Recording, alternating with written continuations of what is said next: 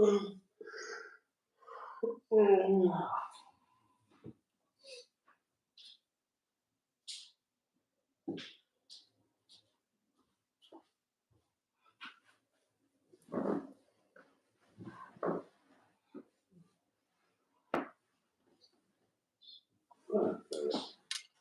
turn volume down on the iPad. How do you do that?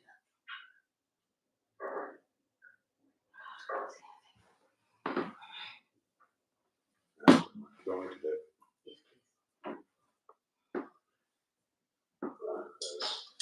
Oh, turn volume down on the iPad. Okay.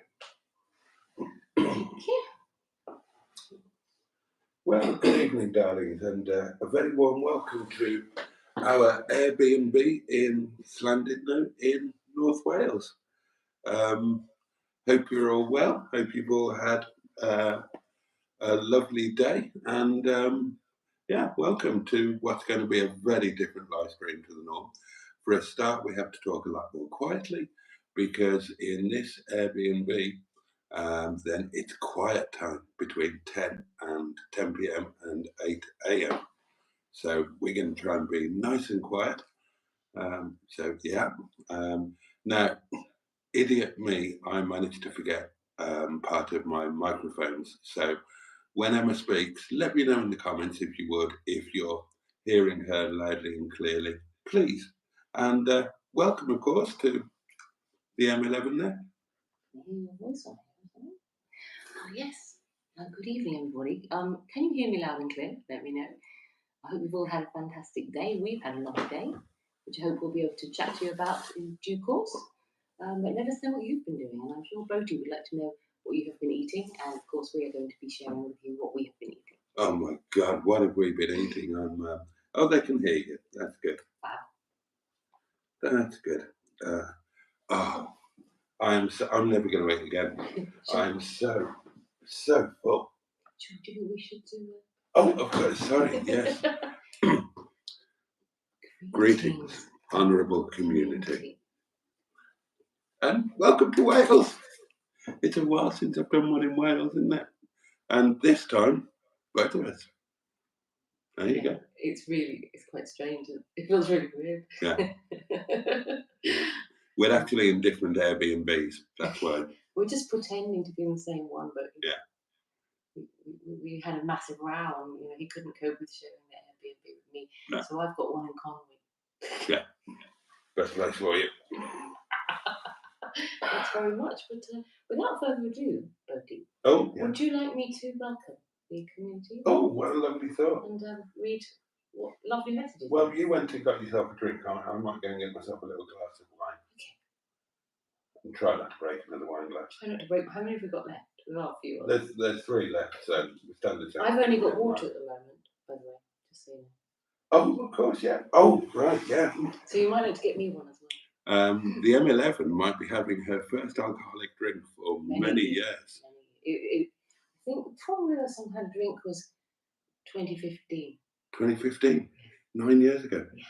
Well, let us know in the comments if you would like to see the M11 have a little bit of a snifter along with me in our little hideaway in North Wales. It's so hot, my glasses are steaming up. I'm boiling. Sorry we're late, by the way. We've just walked back from the town centre and got lost. we walked a little bit further than we really needed to. I'm knackered. We decided, well, I mean, and I'm full. I suggested it and both you went along with it, but we didn't drive in, we walked in. So we have to obviously walk back. I'm going to welcome some people because there's loads of comments here, and feel free to get me a drink whenever you want to. Drink, yeah. When you finish chilling out. I need a wee. You're not giving them the best view there, I have to say. Oh. Sorry, darlings. He's worn out, bless him. I am, I'm knackered. I'll go for a wee and I'll get the drinks then. So, okay. Obviously, when I welcome you and say good evening, that's on behalf of myself and Boaty, so don't feel rude that he's just left the room. So, Peter P is here, and he says, very good evening to our dynamic duo and all. Welcome, Peter P. Thanks for joining our lunchtime live stream today. It's lovely to see you there. I hope you enjoyed the lovely views. If anybody didn't managed to catch our lunchtime live stream today, actually. Obviously, you can go and check that out. And I think it was quite nice because we had some quite spectacular views. The clouds were sort of quite low, and it was lovely. It gave a lovely atmosphere. So yeah, check that out if you fancy. Mr. Stephen Parry from Port Sunlight in the Wirral. Can you still hear me, by the way? Hope you can. Let me know if you can't. Mr. Stephen Parry from Port Sunlight in the Wirral, the Leisure Peninsula. He says, hope you both had a nice day and missed your first live today, Miss Titties and Mr. Wank, sir. Hope accommodation and how was the rundown there? I think that Boaty might like to, excuse me while I tick a little bit. I think Boaty may like to join in with letting me know about the drive down here and the accommodation. So he can answer that with me when he returns in a minute, if that's okay. Tracy P says, good evening from South Wales. Good evening from North Wales, Tracy P. Thanks for joining us tonight. And Jimmy Mighty Quinn says, good evening, Boaty and Emma and all. And good evening to you, Jimmy. Tracy P says, so glad you had sunshine. Yes. Again, oh, excuse me, I've got a very stiff neck today, sorry. Yes. Again, when Boaty returns, we'll discuss, how the weather has been and things. Mr. Stephen Parry, again from Port Sunlight and Wirral, the Leisure Peninsula, says, hope everyone had a nice day. I've just been chilling out at home, and that sounds like that's the best thing to be doing. So that's wonderful. Bad Books is here. He says, good evening all. And people are saying hello to each other. Trisha Alderman is here, and she says, good evening to Boaty and Emma. And we say good evening back to you. Thank you very much for joining. We made a few friends today, actually. Again, Boaty might chat about this, but there's a few newbies potentially that may join people we chatted to today and ended up giving the channel name to. So be interesting if we get a Gary or a Casey, then they are our newfound friends in Llandudno. So yes, and so Bad Books, we said hello to you. Peter P says also hello to any new weirdos, potential pufflings. Yes, if anybody is joining this live stream for the first time tonight, good evening to you. And this is a little different because we are in Wales, but please subscribe, stick around, and there's live streams every night. Neil Gibbons, also known as the Gibbonator, is here. He says, hello all, how are we today? How have you two got on today? And again, Boaty will help me respond to that shortly. Mark Prasad is here. Good evening, Boaty. Good evening, Emma. And hello, chat. Good evening to you, Mark. Barry's back, presumably. Or is it Casbar? Who have we got? It's Casbar. And he says, hello all. Hello to you. Thanks for joining us again at lunchtime today. Thanks to everyone who did join at lunchtime today, by the way. People are saying hello. Alan Simpson is here. Boaty will be so happy that you're here, Mr. Simpson. Can you stick around? I hope you can stick around, because Boaty will be really pleased. There's a few things he might want to chat to you about, little chef-wise, so please stick around, because I think he's going to be quite excited that you're here. We've been talking about you. Your ears have probably been burning. Only about Little Chef. No, nothing strange or untoward. Oh, here he comes now. Boaty. Alan Simpson is here. Oh, cool. I've just let him know that you may want to have a word with him about Little Chef doing. Indeed. Yes. And also any comments, questions we've had about our day. I've said we'll chat about them together in a minute. Oh, okay. Otherwise, we might just repeat things. No problem. So yes, Alan Simpson said, good greetings, honourable community. Long time no ahoy, and you joined us on a fantastic night, Mr. Simpson. So thank you very much for dropping in. It would have been better if you were here last time, but your doings have gone wrong. If you haven't watched last night's live stream, Mr. Simpson, we'll talk about it in a minute, but we would love you to watch it because there was something Little Chef related that Boaty was quite excited about. And right, where were we? Yes, Neo said hey to Trisha, hello to each other. Bad Book said, I hear you're having a child portion now, Father. You're having a child portion now. I can't do the Irish accent quietly. But yes, that was quite funny. Well done, that. I like that. That was a good comment. Alan Simpson says, Boaty looks really relaxed being back in Wales. That might have been when you were all sat back in rather unattractive position. No. Calm down. Shh, don't really laugh loud. Holly is here. She says, hello, sorry I'm late. Holly, we are late, so please don't apologise. Kaz Bar, rather, says, get smashed, Emma. I can't get smashed because, well, I probably will get smashed because I haven't drunk for 9 years. So just having a little drop of something might make me go a bit squiffy. But I will be sensible because I don't want tomorrow to be wasted. So don't worry. And I probably have to look after this one over here. It was over there, isn't it? Well, whichever side is on. People saying hi to Holly. Kaz Bar says, I'll get smashed and not by Boaty. No, I will try not to. Stratosphere says, greetings all. Andrew Buttigieg says, Cheers, very darlings. good evening. Emma and Boaty and everyone. I've had a bit of lemonade with this. Oh, you do? Yeah. For the first one, yeah. Oh, I'm going to wait to myself. oh, hang on, Boaty. Cheers. Cheers. Oh, it's in that glass, isn't it? It's quite nice, actually. Could get into this. Just what you want on a warm night. That's quite nice, actually. I don't think I've ever tried it with lemonade. Oh, yeah. No. Well, the proper white wine spritzer is with soda water. Oh, that's nice, though. But in this day and age, British, they like with sugar. Yeah, Don't have to do that. Well, I do have a bit of sweet tooth, so it's probably that I have. It'll tickle your chocolate button. Although having a sweet tooth will make me want more of it.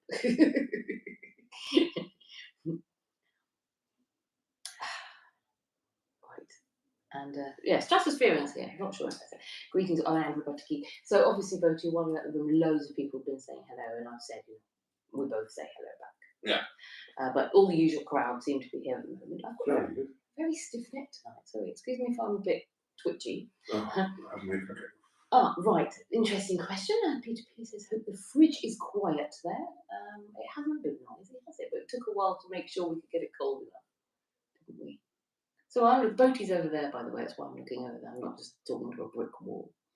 So.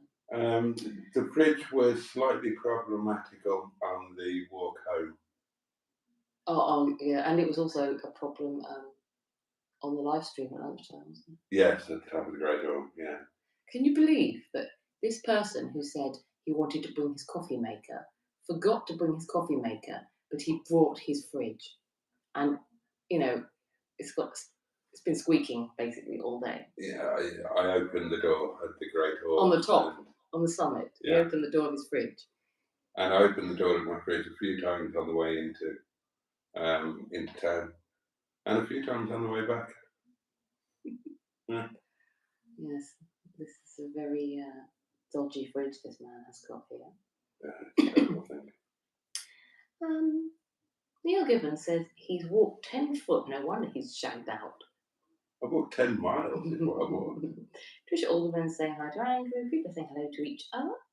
Alan Simpson says, stiff neck M11. Have you been gargling Viagra? No, I haven't.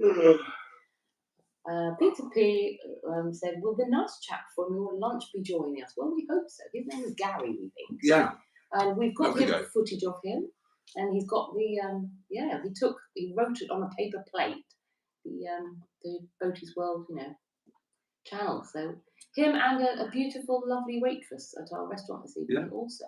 And possibly 4 customers from the restaurant. Yes, some eavesdroppers. When they heard Boaty talking about his channel, they were furiously tapping away on their phones to find out all about Boaty.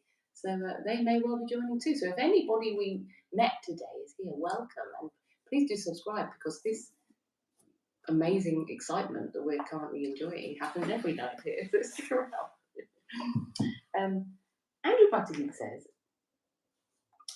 shame the wind was too strong for a ride on a cable car, Emma and Boaty. Well, it was a little bit of a shame, but it turned out for the best. It did turn out for the best, and also we may be able to ride the cable cars tomorrow, so all is not lost. But it actually forced us to then do something different, and it turned out wonderful. That live stream was part of. Boaty's getting comfortable. That live stream at lunchtime was part of us doing something a bit different, and it was lovely. I really enjoyed it. So we don't regret not being able to go on the cable car. Oh, Kaz Bar is here. So Kaz Bar, both of them are here. Oh, jolly good, jolly good. Alan Simpson says, "Oh, that is exciting. I love Little Chef doings. Would you like to interrupt the me doing this too? Because I think I've welcomed everyone who's here now. As Alan Simpson has mentioned, Little Chef, before you fall asleep, and before we discuss our day, Boaty, would you like to talk about Little Chef? I think you might want to have a little nap first, so I can continue welcoming you, and then we'll talk about Little Chef. I'll talk about it. I've warned him out to Right. you guys. Alan, my dear chap, Emma and I realised this morning just how famous you are, because for reasons that will become apparent, we spent this morning before setting off to Wales. We were actually lying in bed researching on certain aspects of Little Chef. And every website that we came across, you were mentioned on it. So on the Lancaster Insurance story of Little Chef, it's Little Chef aficionado Alan Simpson says, and then on another website, it's Alan Simpson, authority on Little Chef says, everyone. So we didn't realise how famous you were in Little Chef circles. But, so, I keep hitting myself on your phone. Excuse me a minute, guys. I can hear myself. Oh. It's saying the volume. Oh, there we go. Hang on. 1 second. Right, we'll give. Hello? I can still hear myself too. Press the wrong button. Excuse me a second, guys, while I sort this out. Anyway, so it's really put me off. Yeah, I know. Just give me a minute, guys. It would help if I had eyeballs that worked. Oh, that's nice. Oh, that's nice. It's very warm, my hair, darling, so I don't know what it's like back there in the UK. Oh, excellent. Right. Well, Alan, in last night's live stream, Emma gave me a present, and the present turned out to be a Little Chef early starter plate. So I wondered if you could give a rough date. It says it's muted. Can't hear me. Weird. Okay. Well, hang on a minute. Technical doings issue, guys. Just wait. They can hear us all right, can they? Well, they haven't said they can't. Can you hear us, guys? Oh, the reason I can't hear you, of course, is because you're muted. Sorry, I thought I should be hearing you through my phone like I normally do. But of course I won't because you're not mic'd up. You're coming out of my phone, but it says my microphone. Oh, it's not the microphone, is it? It's the audio. Let's see if I can switch that off. It's audio that needs to happen. Oh, dear.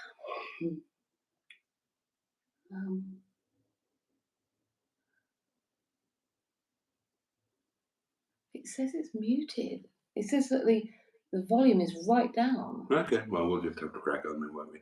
So, could you do a couple of things? One is, could you date the Little Chef early starter plate? It's the red one, the sort of octagonal type shape with the crinkly edges. And number two, there's another plate on eBay, and Emma was a little bit torn on which one to get. She got the right one, as it turned out. The other one is a blue plate, the same shape as the early starter plate, but the writing on it says, instead of early starter, it says Little Chef breakfast, and then at the bottom, enjoy your day. But it's in blue, and the date on the back suggests that it could be 1997. And I wondered if you could tell me what breakfast was served on that blue plate, and are the blue ones worth buying because it's quite expensive. So thank you for any information. Yeah. And also, there, if you want to see Boaty opening his present, check out last night's live. Yeah, it's there on the live. Sorry about the volume issue. It says it's muted, so. Can't be helped. I'm so full, it's untrue. I said we'd tell about our day and things together when you were here. So. Oh my God.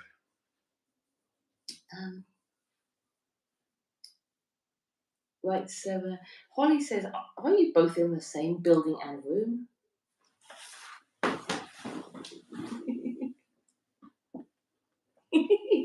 We are indeed, Holly. Bad Book says, I haven't had a drink since 2012. Ruptured disc in my back. So painkillers and alcohol didn't mix. That's almost half-baked, isn't it? 2012. Kept off it ever since. I only enjoyed getting pissed, not the taste. So, yeah. If you didn't enjoy the taste, then at least you're not missing out on that. Alan says, apologies, I'm just back from glorious Yorkshire. Ooh, look on at you. holiday in a place with no Wi-Fi. Hence, missed last night. We'll catch up, though. Lovely. Stephen Knight says, hello, everybody. And Peter Pinkston says, all right, but... Oh, Welsh. Wow, Welsh. Hello, buddy. Evening, Peter. Welcome. I hope you enjoy and stick around. There are live streams every night. Yeah, we need more Welsh. So yeah, we need more Welsh. We've got to stick together. Boaty is Welsh, and he would absolutely love a few more wonderful Welsh people in this community. I assume it's Welsh. You've got to be Welsh to call somebody butt or butty. Yeah. It's a very Welsh thing. Mark Prasad said, today I have mostly been getting storage quotes for my daughter's stuff that she had to leave with us before she headed off to Kyoto to teach English for a year. Storage could be quite expensive, but let's hope not. Jimmy Michael Quinn says, I do both bad books. Peter P says, is Emma drinking from a vase? It's Boaty, why is it you have a posh wine glass and I have a vase to drink out? Well, because you're having a Because long I'm drink. having a spritzer. I'm not having an actual, proper glass. Not having a grown-up glass of wine. I'm having a teenage starter glass.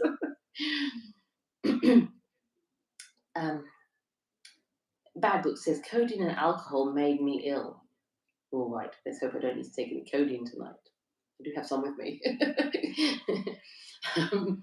Hi, Nia's here. Says, Boaty, would you consider docking with me? And this is something you've asked Boaty before, Hi, Nia, and I believe he said no last time. And I don't believe he will have changed his mind. I'm sure if he does, he'll be the first. Was docking that disgusting? It was something dodgy and permanent. Yeah. Craig Hargreaves is here. Said, have you guys ever eaten at Snooze? It's very nice. Where? Snooze. Well, I haven't. No, I haven't. Is it somewhere in Wales? Is it in Llandudno? Is it in Llandudno? But let us know and we'll think about it for future. Well, I mean, the answer do they is do no. breakfast? That's what we would like to know. Yeah. We're still on the fence. We've got an idea where we may go for breakfast. We have. But obviously... And we know where we're definitely not going. Loaf, I'm talking to you. Yeah, anybody who is a big Loaf fan, sorry, but if you watched last night's live stream, bloody hell, what was that? I don't know, did it? Something just exploded in the other room. Could it be the wind? I left my ensuite, I've got an ensuite, darling. I left my ensuite window open. Has it blown any ornaments over? If your window's open and my ensuite.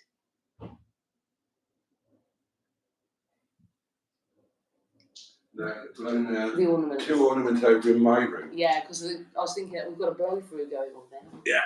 And at least that's all it was. Have you noticed this whole place is on the wonk?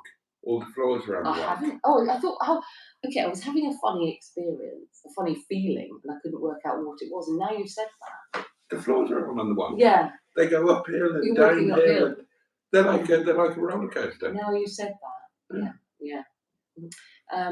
In it though, bro. In it, bro. What was I talking about before that? Let me see what the comment was. Snooze. Yes. Somewhere we are thinking about going tomorrow. But obviously, if anybody who is actually here in Llandudno has joined because they've seen the title and is finding out what we're doing, and can recommend someone that does a nice sort of full breakfast that you can substitute and faff about with or build your own breakfast, please do let us know before tomorrow morning. A load of the hotels said breakfast open to non-residents, £10 large breakfast. Yeah, the only trouble with that is you've only got £5. Yeah, I've only got £5. Some lovely, kind community people sent us a bit of cash last night to have breakfast. I was sent £5 by Peter P, the wonderful, my best community friend. And Boaty was sent a little more than that. So I'm going to be having a bacon sandwich while he's having like the work. Yeah, I'm having the full one. Because Boaty doesn't share. Boaty doesn't share. Although I did say to him, if they, had to chuck mushrooms on his plate, I would take them off him. But he didn't really want my mushrooms touching anything of his, which is quite understandable. I don't want my food tainted with bloody fungi. Yeah. Peter P says, I thought the squeaking was the tram breaking down. No, it was Boaty's that's what it was. It was Boaty's fridge. But yeah. And Bagbook says, Boaty's been blowing the fridge door off again. He has. Mr. Stephen Parry from Port Sunlight in the Wirral, the Leisure Peninsula, said Jason gets hot and flustered. Apparently. How are lovely Emma tonight? I think he's asking. And I'm fine if that's what the question was. We can't ring in tonight. Poor Stephen. But Casbar says... We're stuffed is what we are. Absolutely stuffed. Casbar, guess what Casbar says? Oh, something about the response size. No, it says, Matlock Bath cable cars, try it. Oh, are we allowed to talk about that? I think you can talk about that, yeah. We're doing Matlock Bath cable cars. When are we doing it? Next week? Tuesday. A week tomorrow. Matlock Bath cable cars. Heights of Abraham. Tune in. Please do. Yeah. I'm sure we'll be filming and doing all sorts of fun stuff in them. Well.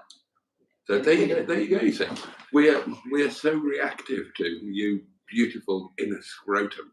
You suggest it, we do it. Well, you suggest it, and somehow psychically you put it into our minds before you'd even suggest it. It's not psychically; they wrote it down in the bloody comments. Yeah, but we'd already thought to do it before they suggested it. No, he's been banging on about it for yonks.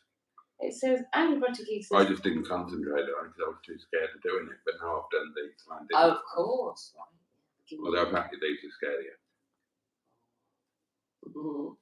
Oh, we went on the big wheel today, and Boaty was a little wobbly about the thought of that, but you enjoyed that at the end. It was fine. Yeah, it was brilliant. We'll tell you about our day in a minute. I'm not as much of a wuss as I thought I was. He's been a very big, brave boy. I have been a big, brave boy. Big boy I came that close to fucking somebody right up on the Great Hill. Oh, do you know that close. The funniest part of this trip was when we went to the supermarket and we weren't filming because we left all our devices charging in the flat. And I couldn't stop laughing. Fuck the sandwich off. That kid is lucky.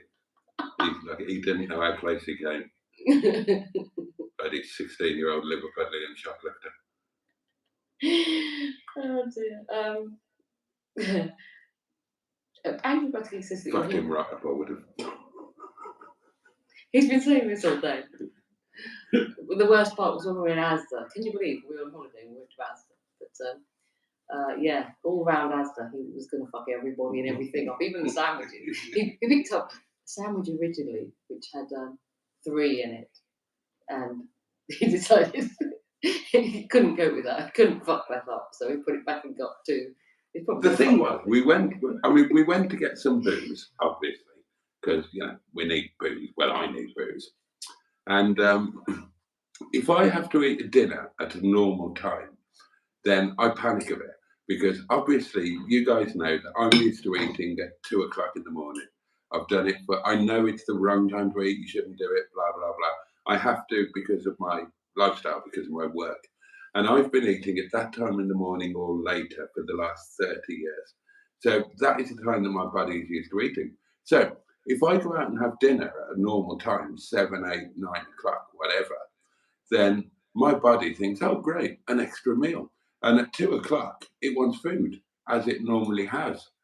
So if I know I'm going out to dinner, as we did tonight, courtesy of the lovely Pingu Concourse. Thank you very much again. Thank you. We'll come on to that later, and there's plenty of footage of what we had.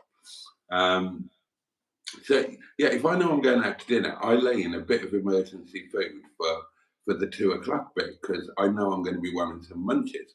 And that was why we went to Aztec to get an emergency sandwich and whatnot. I mean, I'm not going to need it.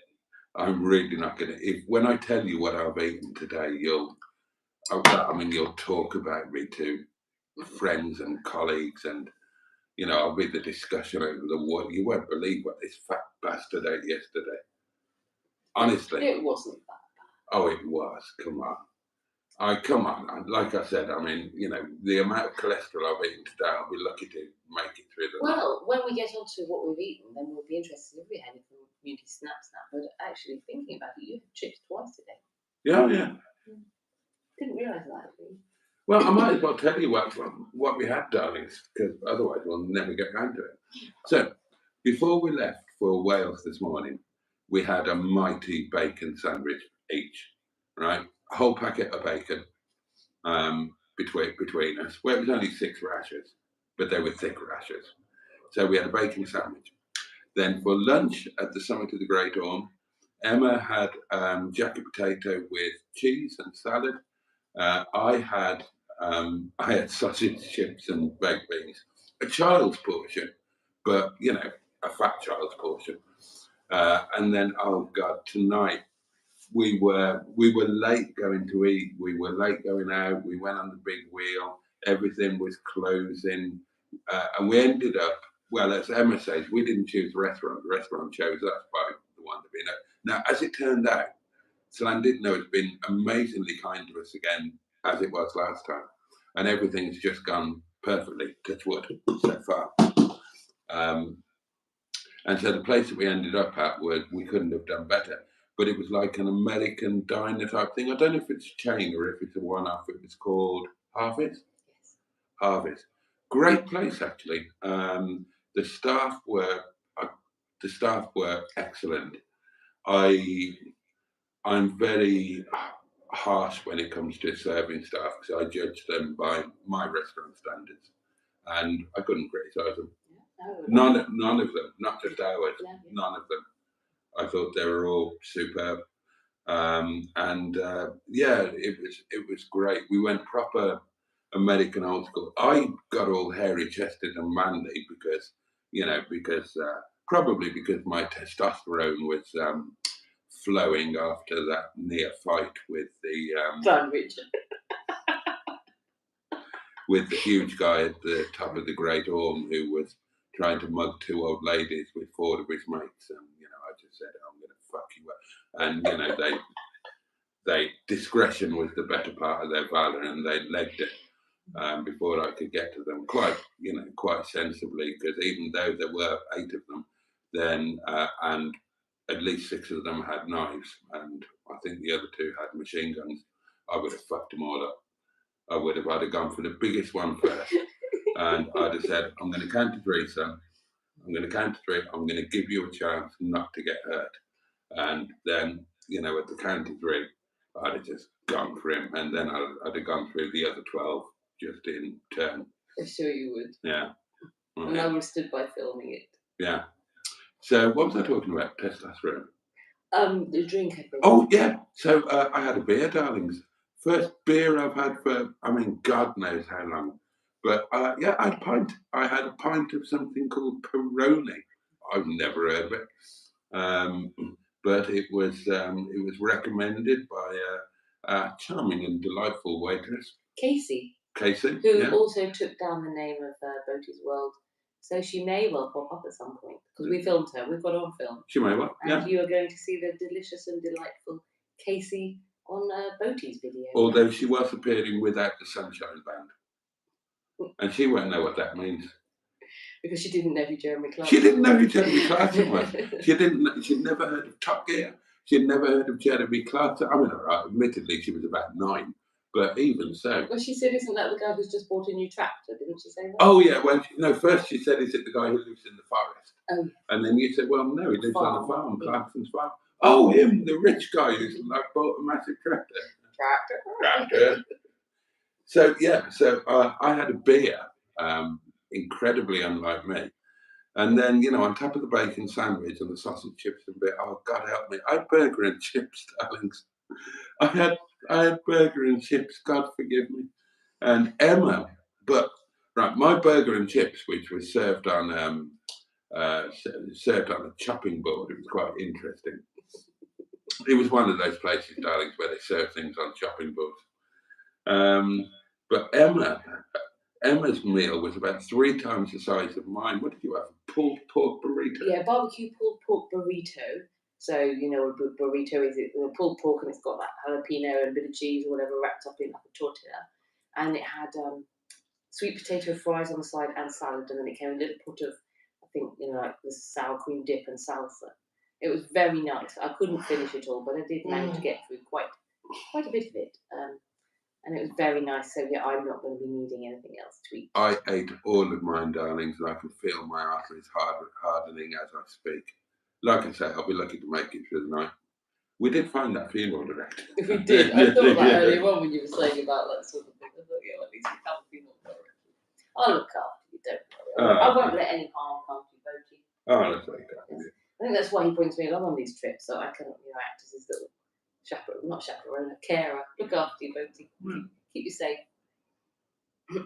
We were also discussing on the way back about could we do a stealth camp like blot and a roundabout in the middle of the road. I said I would look after him if he wanted to do that. So where were we? Oh, but Pingu, thank you very much. And yes, thank you. And Casey, the waitress, also said thank you for the tip. Oh, Pingu. Speaking of Pingu, he says, hi holiday makers. Hope you're having a great time. So yeah, I hope you've been. I think I did the right thing there, didn't I? Well, it wasn't all of the money that Pingu sent, so I left the rest. I think it was nice. Yeah, I think she really appreciated it. It was nice you asked. Do you share it? Or, you know? Well, if she shared it, then I was going to give her £5 for the shared part, and then I was going to slip her £5 and say, "You stick that in your pocket." Oh, she'll be delighted with that, I'm sure. But as she didn't have to share, I just give it 10. So yeah, we've we talked about the food a bit, and we'll tell you a bit more about other things shortly. I'm just so full. Say hi to Phil. It's not going to stop me getting outside of a full English breakfast tomorrow morning, I can tell you that. And it won't be a fucking loaf. Matron is here. If I ever meet the person who read that menu for loaf, I'm going to fuck them up. He's been like this all day, guys, honestly. The amount of people and things and items and theories that he's decided he wants to fuck up today is just insane. All day it's just been, I'm going to fuck that up. In fact, we walked around as a singing about fucking things up, didn't we? And then got in the car and continued to sing. I'm just overflowing with testosterone today. He is, and that's why he had to have a beer tonight. I'm feeling a bit funny already. I mean, a little bit of that. I don't drink alcohol, so I feel a bit weird. There you go. If I go weird, excuse me, it's wine. We're going to absolutely. We're just going to fall unconscious tonight, aren't we? I mean, I'm as full as a bishop's ball bag. I'll soon be getting there with booze, and I'm knackered. My glasses are steaming up again. Matron says, well, I have 2 things to say. Number 1, thanks for letting me know what time the live stream was going to start. We didn't know, Tracy. We didn't know what time it was going to start. We literally got in, set it up, got on with it. Sorry. And number 2, is this ASMR? Why are whispering? Tracy, we're not allowed to be loud, so we don't want to be told off or kicked out. The Airbnb has got a policy of quiet time between 10 p.m. and 8 a.m. This is ASMR. I still don't know what that is. I don't know what it stands for, but it's when people make videos very softly and quietly and people find it relaxing. And she says, why whispering? My PC fans are louder than you. Well, you can talk, mate, and I couldn't hear the fucking word you said the other Saturday night. And we're also in, this is a Victorian place, and this room is incredibly echoey. The ceilings are 16 feet high. It's wooden floors. There's nothing to absorb the sound, so our voices are going to be rattling all over the place. And there's an outside our front door, which you can see behind Boaty in his side of things. There's another flat opposite, so there may be people in there. And there's a flat directly beneath us. And there's something above us too, I think, a little window. Oh yeah, there's. So yeah, we're surrounded by neighbours, so we can't make noise. So that answers that. Turn your volume up a bit, or put your headphones on. Neil says, is he practicing the side shuffle and ram. I've given Boaty strict orders that he's not to do anything like that because I don't want to be kicked out of this flat or not be able to come on Airbnb again. So he's not allowed to bring anyone in and make lots of noise. And I'm sure that a liver puddling and falling off the bed will make a substantial amount of noise. But to be fair to her, she didn't fall off the bed.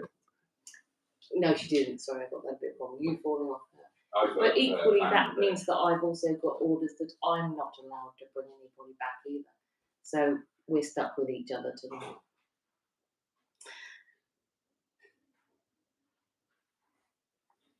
Boaty's disappeared, so you've got me for a bit now. TTG Flat White is here and says, Emma, what is your OnlyFans channel called, please?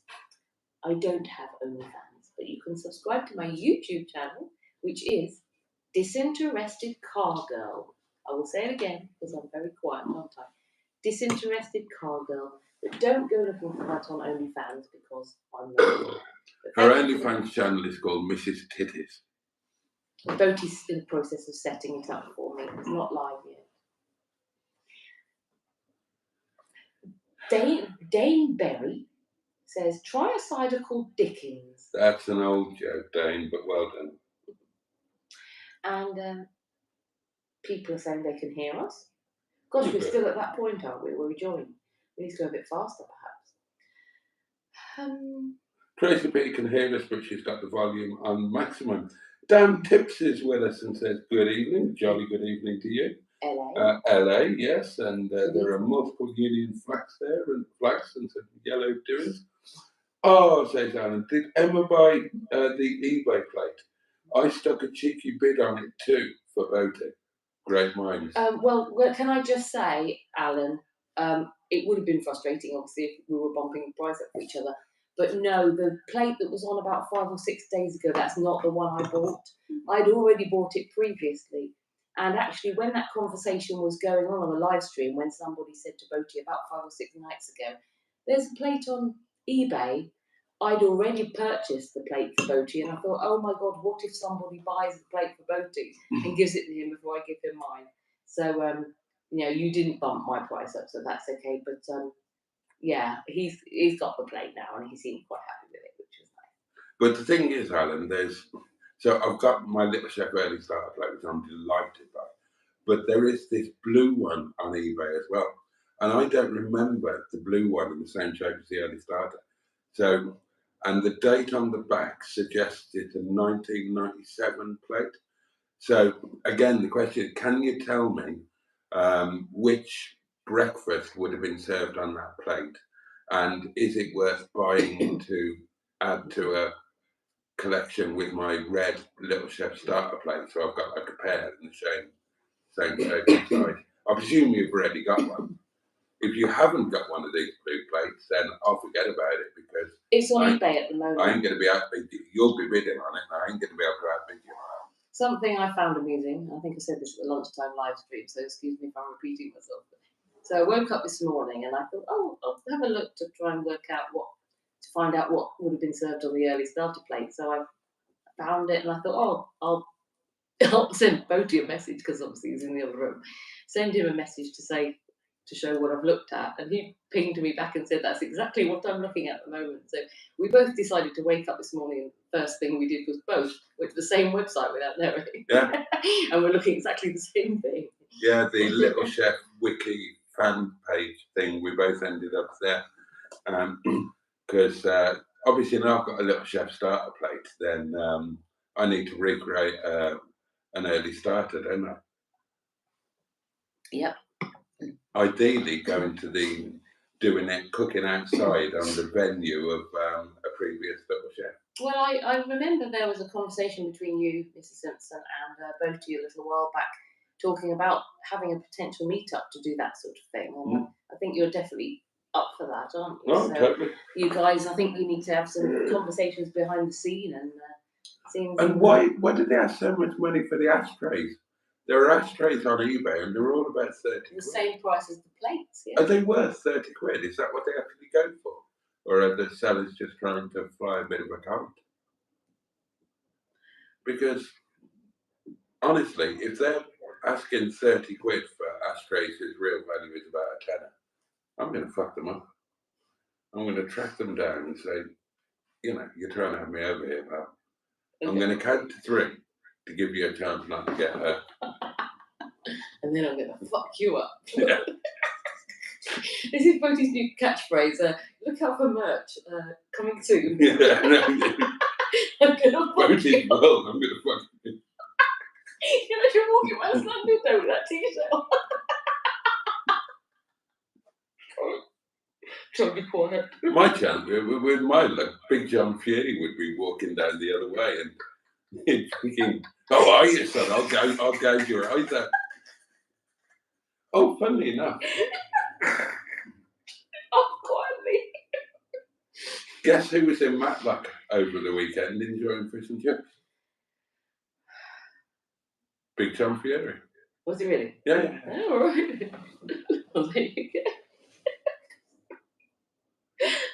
Yeah, the chippy went in and put the picture on Facebook. Oh, really? Yeah, Big John Fury. I wish I wasn't steaming up every 2 minutes. I wish I'd known. I'd have gone and challenged him. You were going to fuck him up. Right. I'm almost as famous as Logan Sargent, whatever his name is, Paul Logan. Let's get it on, big boy. Try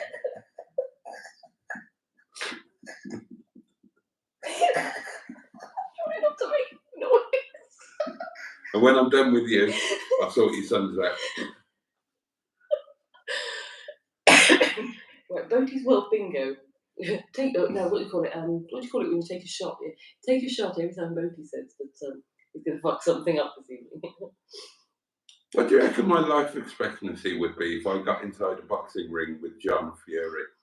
Not very long. Might lose a few teeth as well. I'd last about as long as it took him to bloody waddle across the ring and throw his first punch. Casbar says, we're going to jump off, going to Madison's for supper. As I said at lunchtime, these guys are always out on the dates, aren't they? Andrew Butterkey says, have a great feed, Casbaz. Oh, yeah, we call them Casbar, don't we? Casbar. Okay, Alan Simpson said the red plate was from the Fort or Forte? So pre-1995. Oh, Forte, yeah. Trust House Forte. But they were definitely big in the 80s. I'll check if they were in use in the 70s too. I don't think they were. Peter P says, had a great time, Casbar. The Forte era here. Mark Prasad says, top knowledge, Alan. Yeah, well, as the internet said, he's, what did they say, a aficionado? The ultimate aficionado. Yeah, if you Google Alan Simpson Little Chef, you'll find loads of news articles. Every single article you find online about the Little Chef, it mentions Alan Simpson. We were quite... We were blown away this morning. Yeah, awestruck. Totally awestruck. That, like, wow, like we didn't realise how much knowledge that you had. You kept this very secret. One of our inner scrotum is like Little Chef royalty. You could do a GCSE on it, Alan. Well, actually, the first thing we said when we were sitting out for coffee this morning was, he's more famous than us.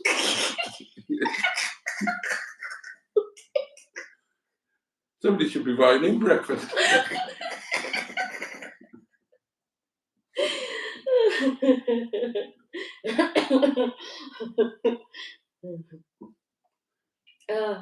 Right, Holly says, thank you. It looks like you're in different rooms. That Jesus is Lord is here. Oh, says, splendid. Jesus is coming soon. Oh, excellent.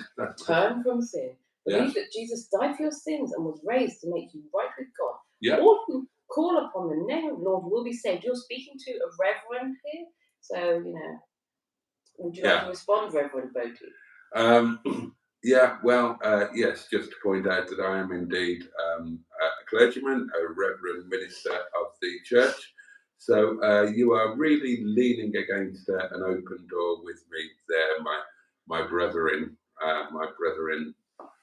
well, I was going to say my brother in Christ, but I'm afraid that I bat for a slightly different team than you do, but not a problem. Our hearts are in the right place, and my own church doesn't deny the existence of other So if you believe in Jesus Christ, we're absolutely cool with that.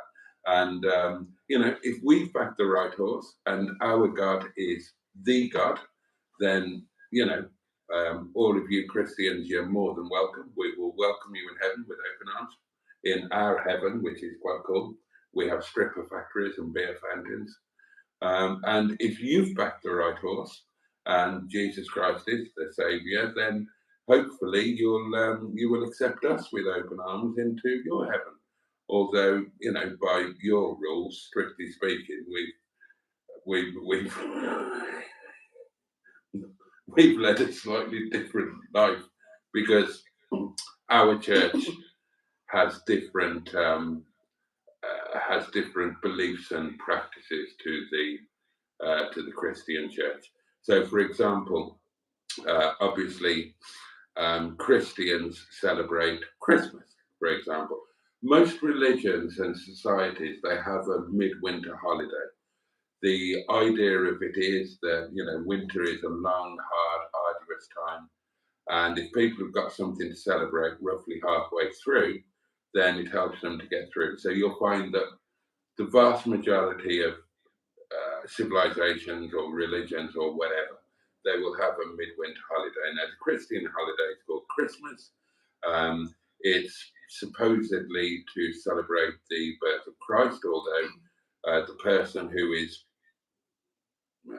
who is seen as Christ was actually born in the middle of summer, and Christmas is a celebration of pagan origin, which kind of got mixed around and taken over by Christians and kind of became Christmas. But that doesn't matter because Christmas now is, a time where you eat too much and you spend too much and you max yourself out on credit cards and all of that sort of thing.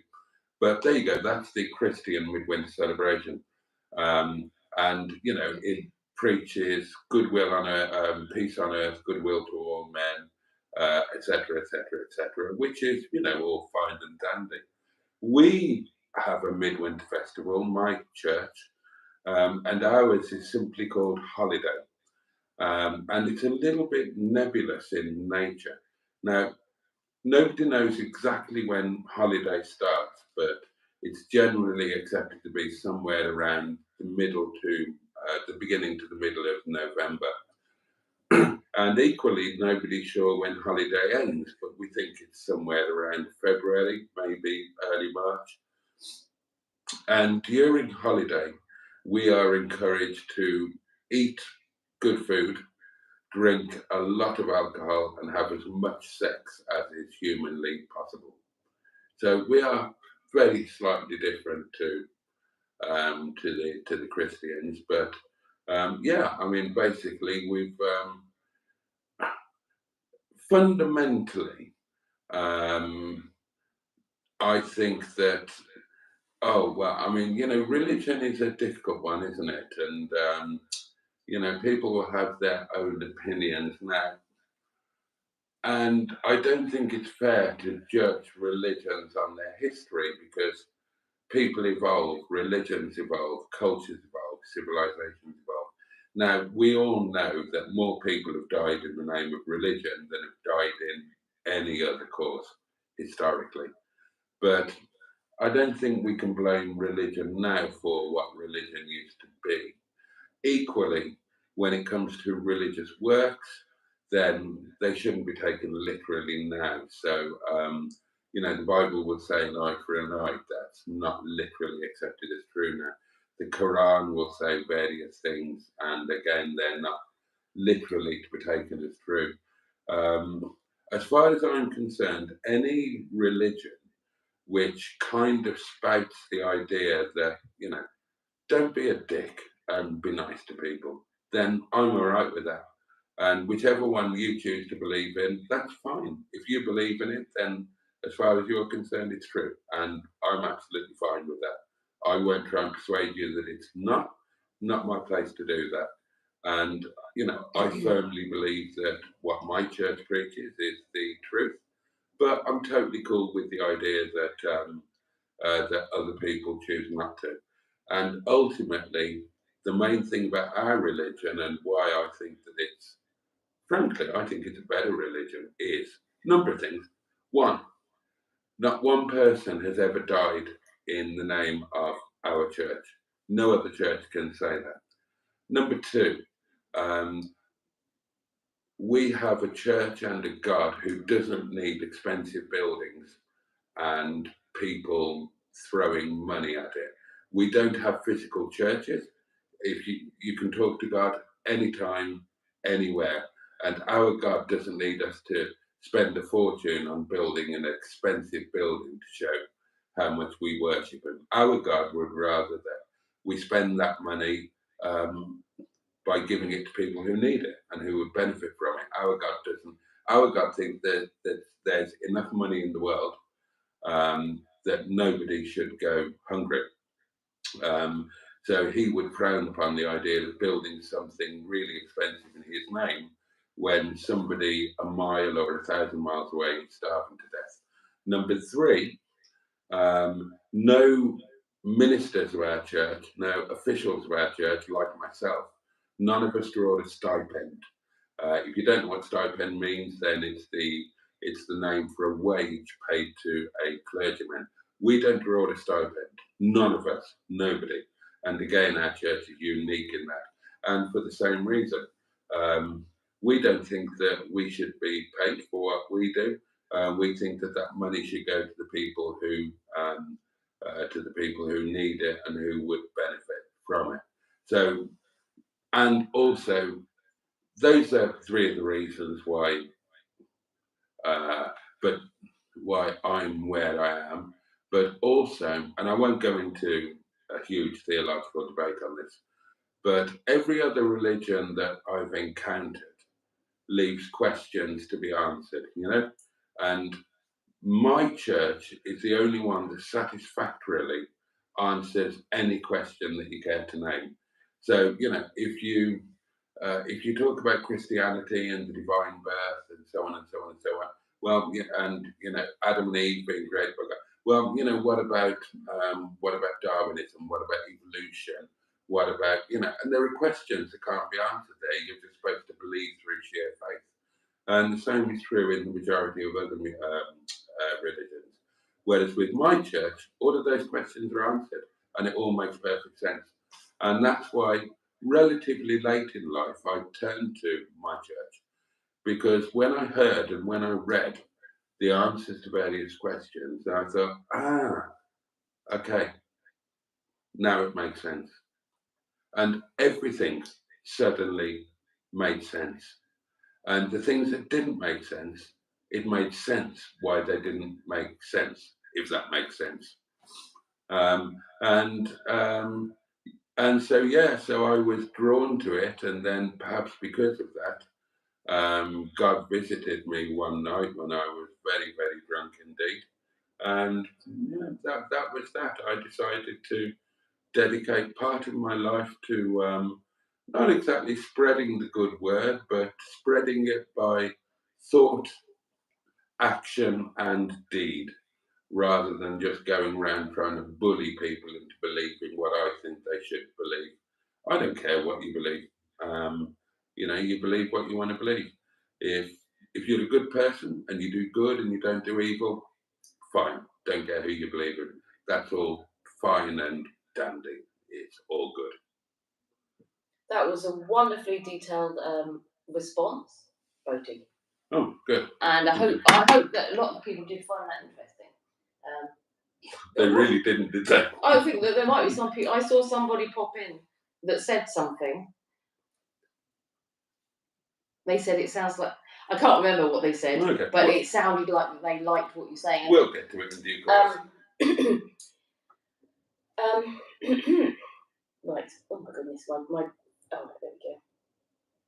So yeah, thank you, Jesus is Lord, for that comment. And Peter P says, now I don't know if it's Ramen or Raymond, but that's what he says. Oh, ramen, yeah.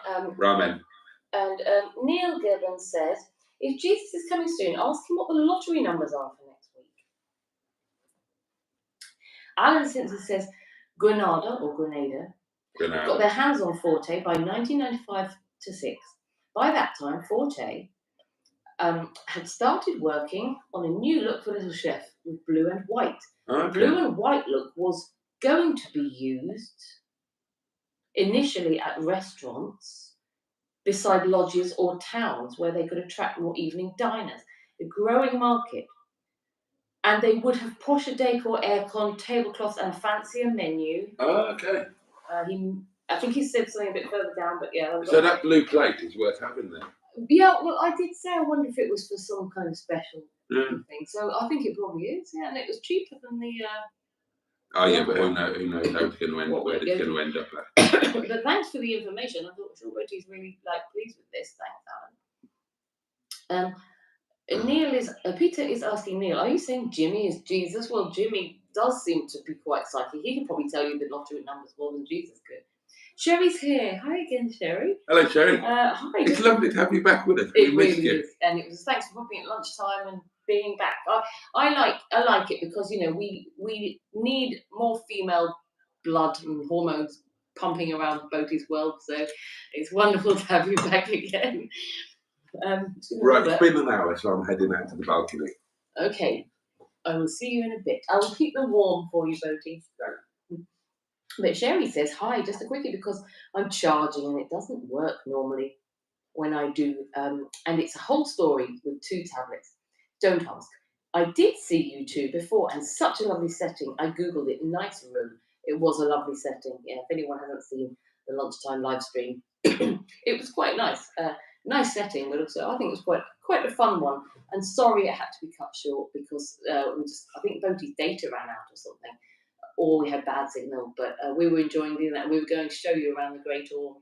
So I'm sorry we didn't get a chance to do that. But obviously there are videos coming soon which will show you how beautiful it was. But I think that live stream had a quick look back at it, and it does show how beautiful it was. We were lucky with the weather. The weather was fantastic.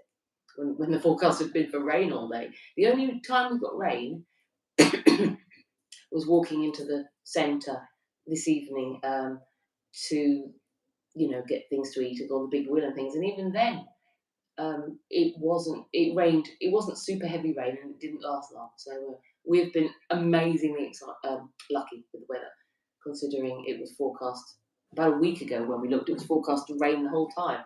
So. Excuse me, I'm very thirsty tonight.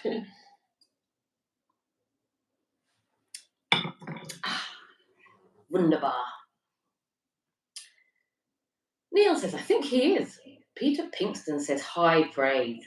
Peter P says, Neil, it all makes sense now. Andrew Boaty said, the damp camp hairy Jesus is already among us. You can find him. In Rochdale. Alan Simpson, I've read that bit, excuse me. Neil says, he's got to be. There's no other explanation. Tracy P says, some people are saying Molly's. Andrew Boaty says, how is little Joe coping with the journey? We didn't bring little Joe. We're not that weird. I don't think. Maybe.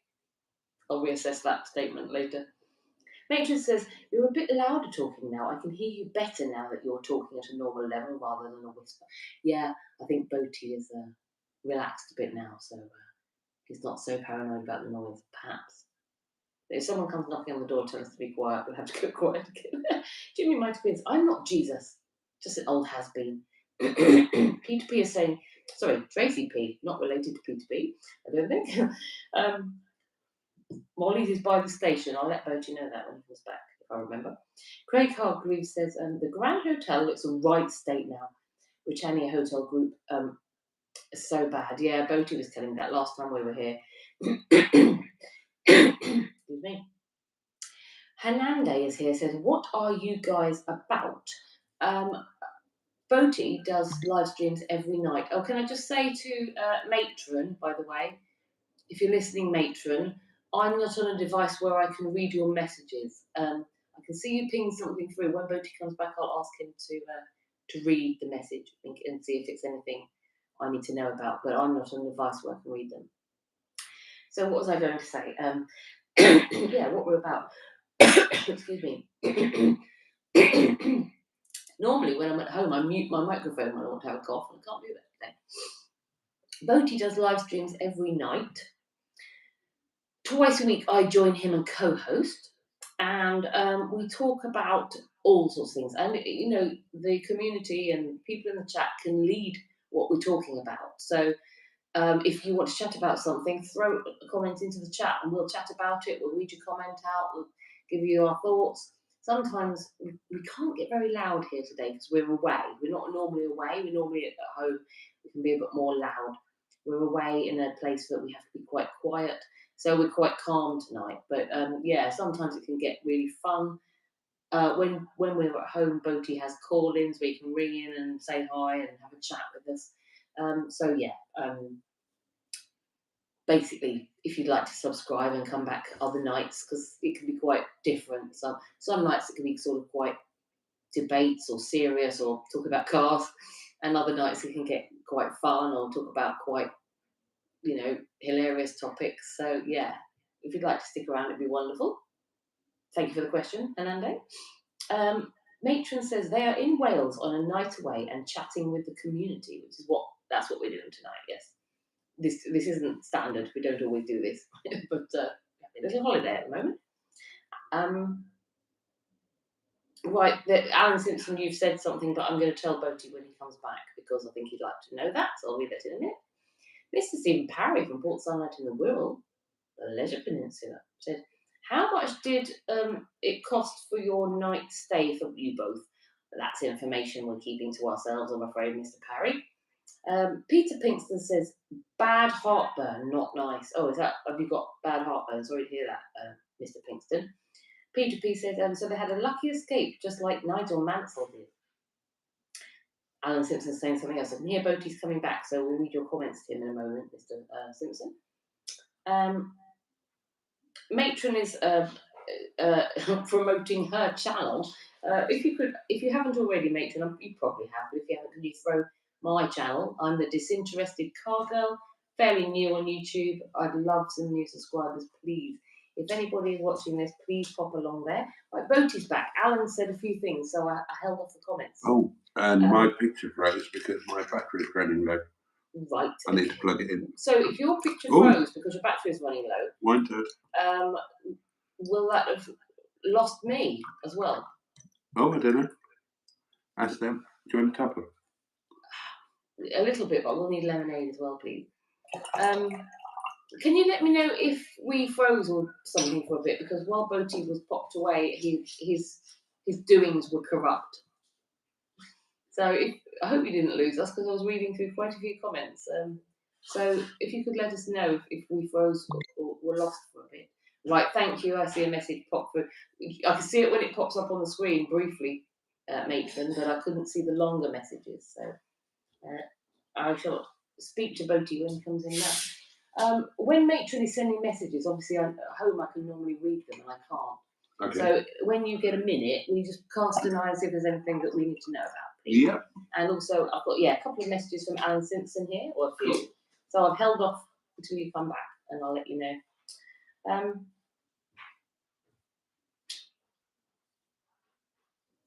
So Andrew Buttigieg says, so Boaty does restaurant reviews. This one gets a five teeth and Bosch star. Yeah, so just check if Matron said everything we need to know. Yeah, let me just plug in. He's just plugging his doings in because they fell out or they weren't working. No, I didn't. I unplugged them so I could move the phone a bit nearer. Peter Pinkston said, sounds amazing. I'm not sure if that's in response to Alan Simpson or something we were talking about, but whatever it is, I'm glad you found it amazing, Mr. Pinkston. Jimmy Mighty Quinn is not impressed that I had sweet potato fries, but I was the one eating them, and that's the main thing. And then I'm not ignoring you, Mr. Simpson. I am going to read your comments in a moment when Boaty's ready. You're fine, no freeze. Yeah, there was a few before that came through that I didn't see what they said, unless they came directly to me, in which case I can't read them, Tracy. Sorry. Just the one, and I'll tell you after. Right, okay. So obviously we don't need to know it now. No, you're okay. Right, so here's information for you about Little Chef. Oh, good. I think I haven't read this one to you. When Grenada took over Forte, they decided to roll out the blue and white look across the whole Little Chef estate. So the blue and white plates appeared instead of the red ones. Ah, okay. They would have been used to serve most meals, including breakfast. It says breakfast on it. It does say breakfast, but it doesn't say early starter. It says Little Chef breakfast. Enjoy your day. It's bottom, same as the early starter. Oh, can I say, actually, when we did a bit more research, there are 2 different designs of blue plate. So you may be talking about the different one, perhaps. It had the sort of scalloped edging, just like the early starter plate. Yeah, and it specifically said breakfast, but then we found a big oval plate in the blue and white. With a sort of thicker blue band around the edge. Yeah. So that was the shape of plate that I remember the main meals being served on, like the big setting burger and whatnot. And he went on to say a few more things, Boaty. Oh, good. It says, so red plates equal forte area. Trespass forte. Yeah. So red plates equal forte era from at least the 80s to 1995. Have you got a book on this? Because if you've got a book out, I think lots of people would be interested. I think Boaty would need it. Blue. I'd buy it. It would live in my bathroom. Are you coming back? Yeah, I just got a text. Okay, I'll just wait till he comes back for that. Because obviously he wants to know this. Well, obviously he's coming back. This is live stream, but I wonder if he's coming back quickly or slowly. Somebody would like to hear more about my religious views. Oh, wonderful. Would it be okay if I read a few comments? Oh, no, please go for it. I think that people... I'll do it in another live. I've done enough. Okay. Well, yeah. Well, let's let them know that Boaty would love to. But we have got a lot of comments to get through. But yeah, join tomorrow night. No, tomorrow night? Yeah. Join tomorrow night. Boaty will be on his own. And yeah, he can have a good chat about that then if you fancy. So join, say what you want to chat about. Excuse me. So yes, Alan Simpson goes on to say something. Oh yes, so red plates equal forte era from at least the 80s to 1995. Blue was from 1996 under Granada into the 2000s. I'll do some research and see if I can narrow it down more. And he says the oracle on Little Chef reputation happened slightly by accident. I used to comment on their Facebook page a lot and ended up meeting a whole community, another one of friendly people, some of whom had journalistic connections. Will bore you at great length over a brekkie one day. Sounds good to me, but I should also point out, Alan, that I found the Little Chef Facebook page, last commented on in 2016, I think, was the last post, and I saw your comments on there. I didn't, obviously we were coming to Wales, so I didn't go through it exhaustively, but I found the Little Chef Facebook page by doing a search for the early starter. And it came up with an image, and the image was a Facebook post where Little Chef said, oh, look, somebody sent us a picture of one of our old plates. And then there was a big, long row of comments, and you were in there. I recognised your name straight away. So yeah, famous Alan. He pops up all over the place, does Alan. Did you know you're that famous? I'm sure he does. Thank you, Tracy, for throwing out my link. Holly says to Jesus is Lord, I have called upon the Lord and it didn't save me. I'm still suffering due to governments, etc., corruptions. You're lucky you're not. What do you mean by save? So did you read that Peter Priest comment? Said they had a lucky escape just like Nigel Mansell did. Do you know what? I think I'm not on all. Am I on all comments? Yeah, I put you on all comment. I put you on. I did it before I put you on. But I can't see it. Peter P comes out with some of my favourite things. Oh, why can't I see it then? Peter P remembers everything, bless him, and references it, and I love that. So they had a lucky escape just like Nigel Mansell did. Yeah, they did, Peter P. But the Nigel Mansell thing, that was real. That was real, and I regret that I didn't do it.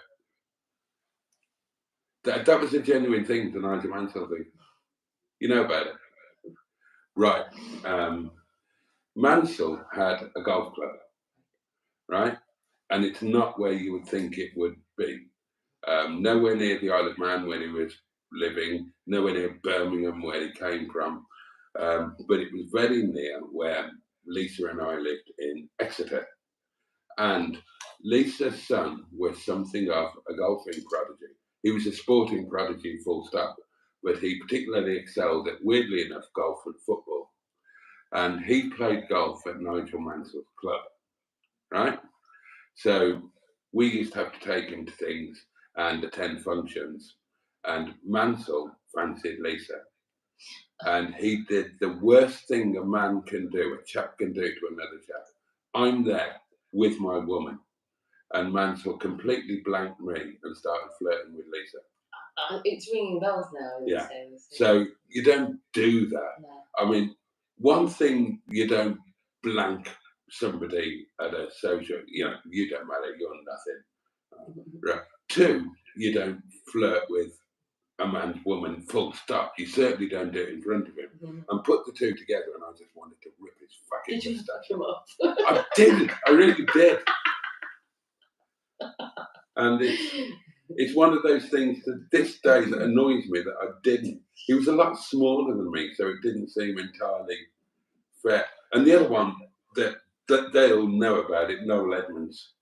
But I mean, Noel Edmonds is a dwarf, so I couldn't know if it would have been seen as child abuse or something like that. But he did the same thing, except he took it a step further. Oh. He gave her a go in his chopper.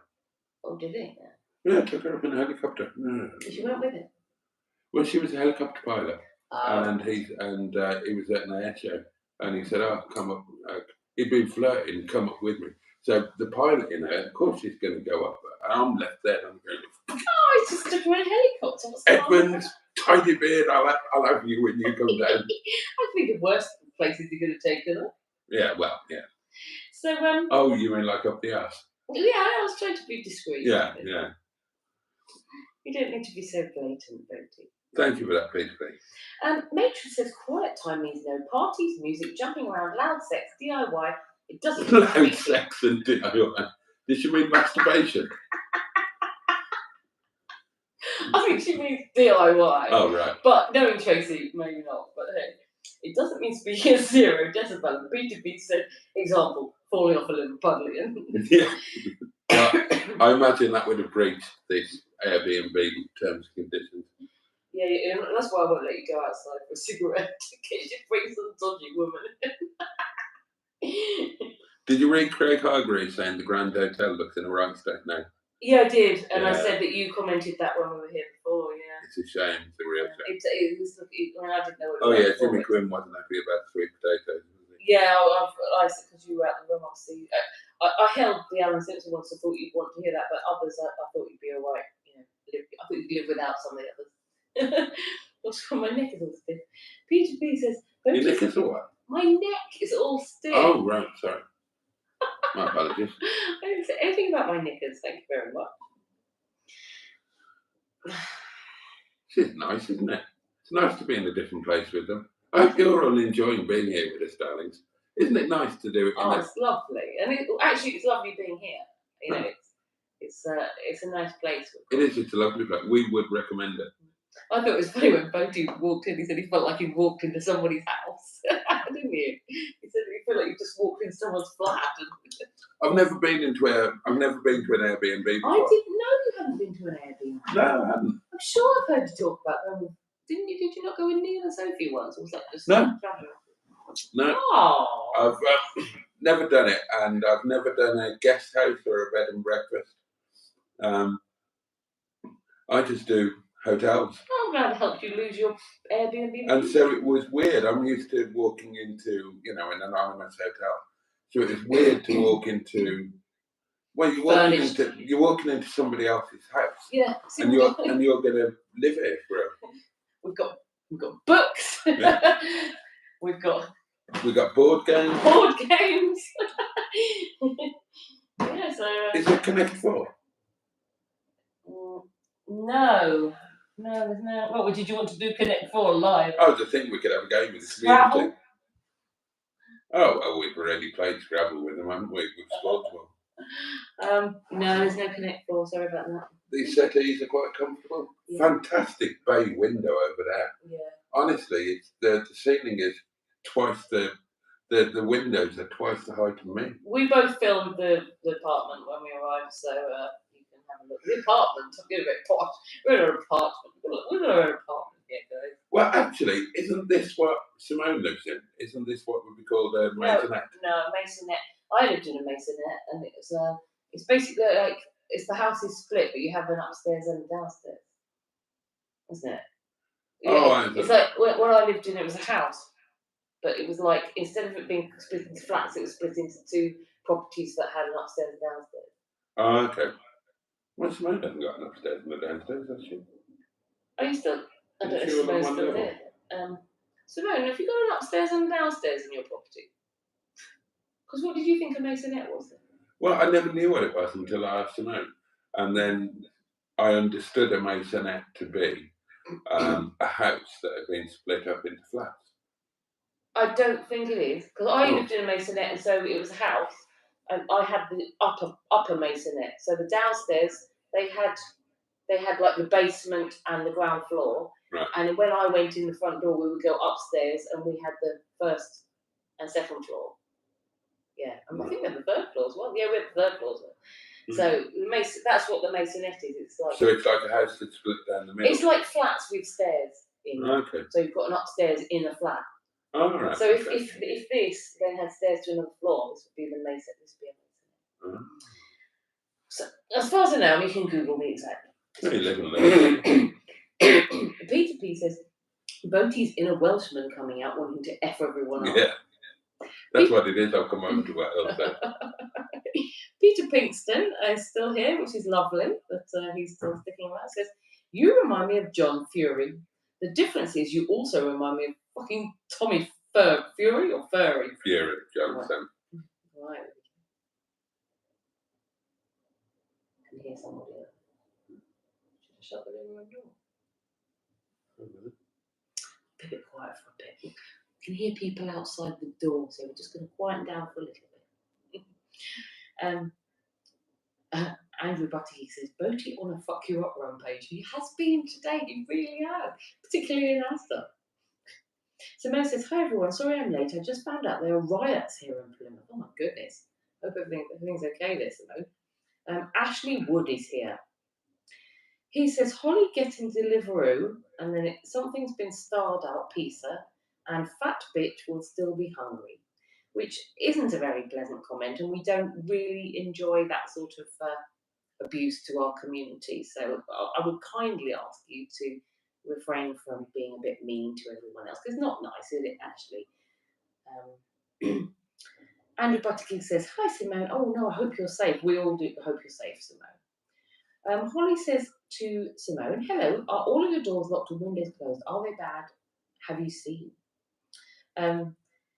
Bad Books says, Simone, sorry to hear that's a ridiculous situation. Matron has then stopped somebody from repeating themselves or saying dodgy stuff, so thank you, Matron, for doing your job so expertly.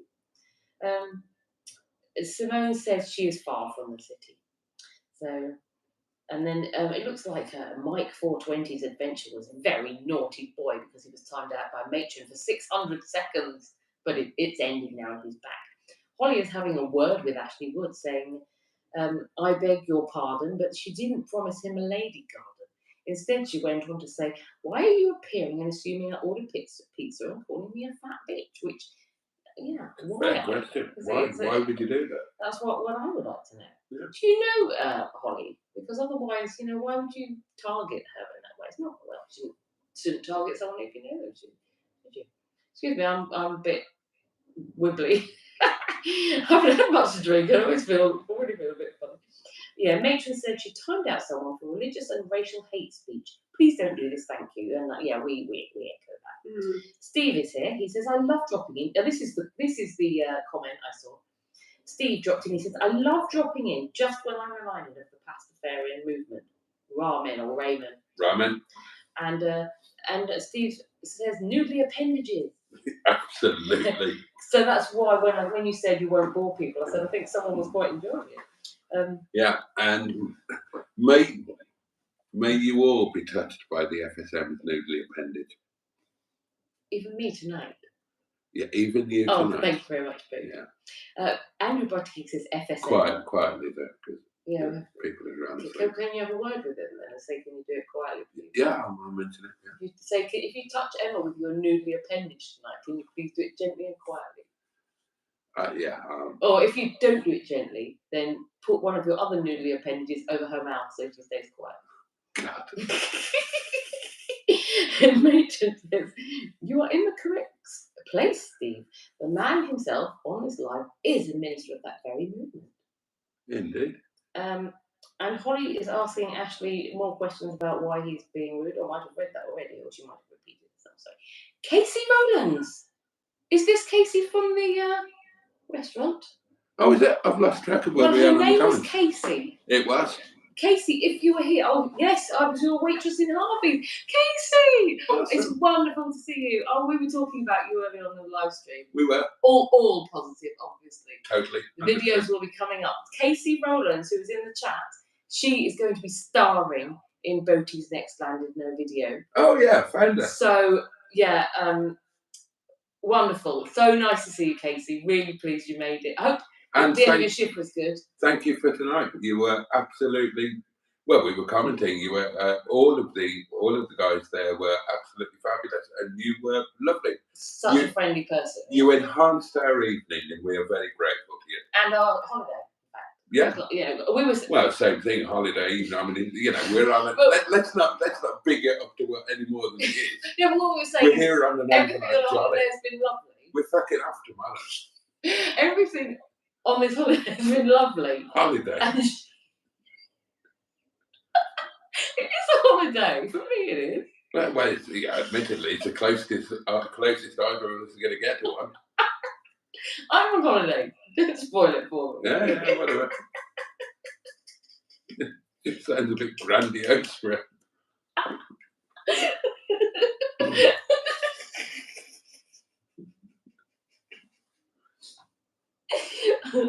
Okay, what are you calling it? It's not holiday. What is it? No. We'll go with you. So yeah. So welcome to our villa on our holiday resort here in North Wales. We arrived to begin our holiday this afternoon at about 2:30 p.m. And sadly, our holiday will be coming to an end at noon tomorrow. But we've really enjoyed this 22-hour holiday. It's been a time to relax. I mean, obviously, we'll be sleeping through a good 8 hours of that. But the remaining. The remaining 8 from 22, the remaining 14 hours of vacation have been absolutely stunning. Yeah, your holiday. Oh, it's spoiled it for me now.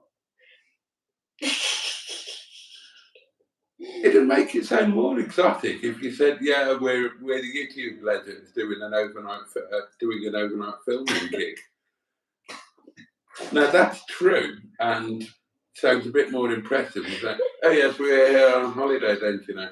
And we'll be speaking to some lovely old, 109-year-old lady in one of the hotels. Oh yes, we're here on holiday too. We're here for a month, and we're staying at the Imperial. Do tell us, where are you staying? Oh, we're staying at. We've rented a Victorian Airbnb in the downtown region. Oh, how lovely! And how long are you here for? 22 hours, darling. Yeah, that's our holiday. 22 of the finest hours. Fucking holiday. We're not on holiday, guys. We are on holiday, but we're just stopping overnight in some flat somewhere. We feel like squatters. Might as well be squatting, guys. So it's an expensive squat, I have to say. It's a bloody expensive squat. Darlings, as you know, I live in a very beautiful cottage in 700-year-old cottage in the beautiful Peak District National Park. If anybody would like to come and squat in it for the amount of money that we've paid for this place tonight, you're more than welcome. Squat away. I will wait on you personally, even better than the lovely Casey waited on us tonight. Fucking hell. Seriously, if you pay what we paid for this place tonight, I'll throw in a full personal service as well. Oh, you didn't tell me that, Boaty. Oh, I bought you a plate. What could you want? You did. Bless your heart. Well, let's see if I can. So where did we get to? Oh, we got to the lovely Casey. Yeah, we got all Casey excited. Rowland's our new best friend. Yeah, she is. Yeah. Lovely to see you, Casey, if you're still here. It is lovely. Thanks for dropping in. And if we have time to visit your place again before the end of our holiday, we'll be sure to pop in. Before the end of our squatting session. Bear in mind, we've got to piss off before 1 o'clock tomorrow. Do they serve breakfast? Yeah, Casey, are you still here? Do you serve breakfast? If you're still here, let us know. We'll check the website later if you're not still here. If they do breakfast, I'd get it. Yeah. She might not be on that shit. I love an American breakfast. That was the best thing about living in America, was the breakfast. Oh, interesting. AJ says she looks like Adele pissed up. Well, presumably me. Oh. Oh, my voice is echoing back there. I don't know what Adele looks like pissed up, but Adele isn't a particularly unattractive lady or anything, so I'll take that as a compliment. Jimmy Whitey Quinn says, I'm glad I'm an atheist. Because he talks like that guy. Matron's advising not to feed the troll. Peter Pinkston says, I spoke to the big man earlier. He was all right, to be fair. He told me the rights and wrongs. Casey says, I was your waitress in Harvey's, you were, and it was fantastic. It made our holiday amazing. I've been told off about that, so I won't mention it again. She was lovely though, wasn't she? She was lovely. She was You were lovely, Casey. They all looked lovely. Yeah, they were all. No, I'm sorry, I don't mean they all looked lovely. Well, but I mean they did all look look lovely.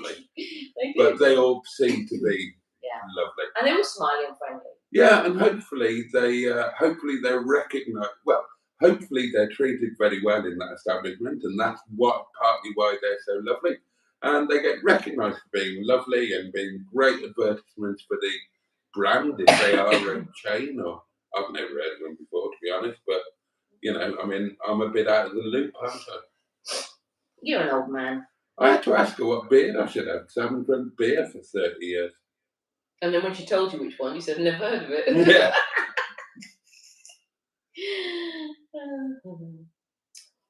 Simone says, Boaty, I'm sure she asks this quite regularly. She says, how many man-made objects are there? Oh, you asked this the other night, Simone, and I think I said 12, so I'll stick by that.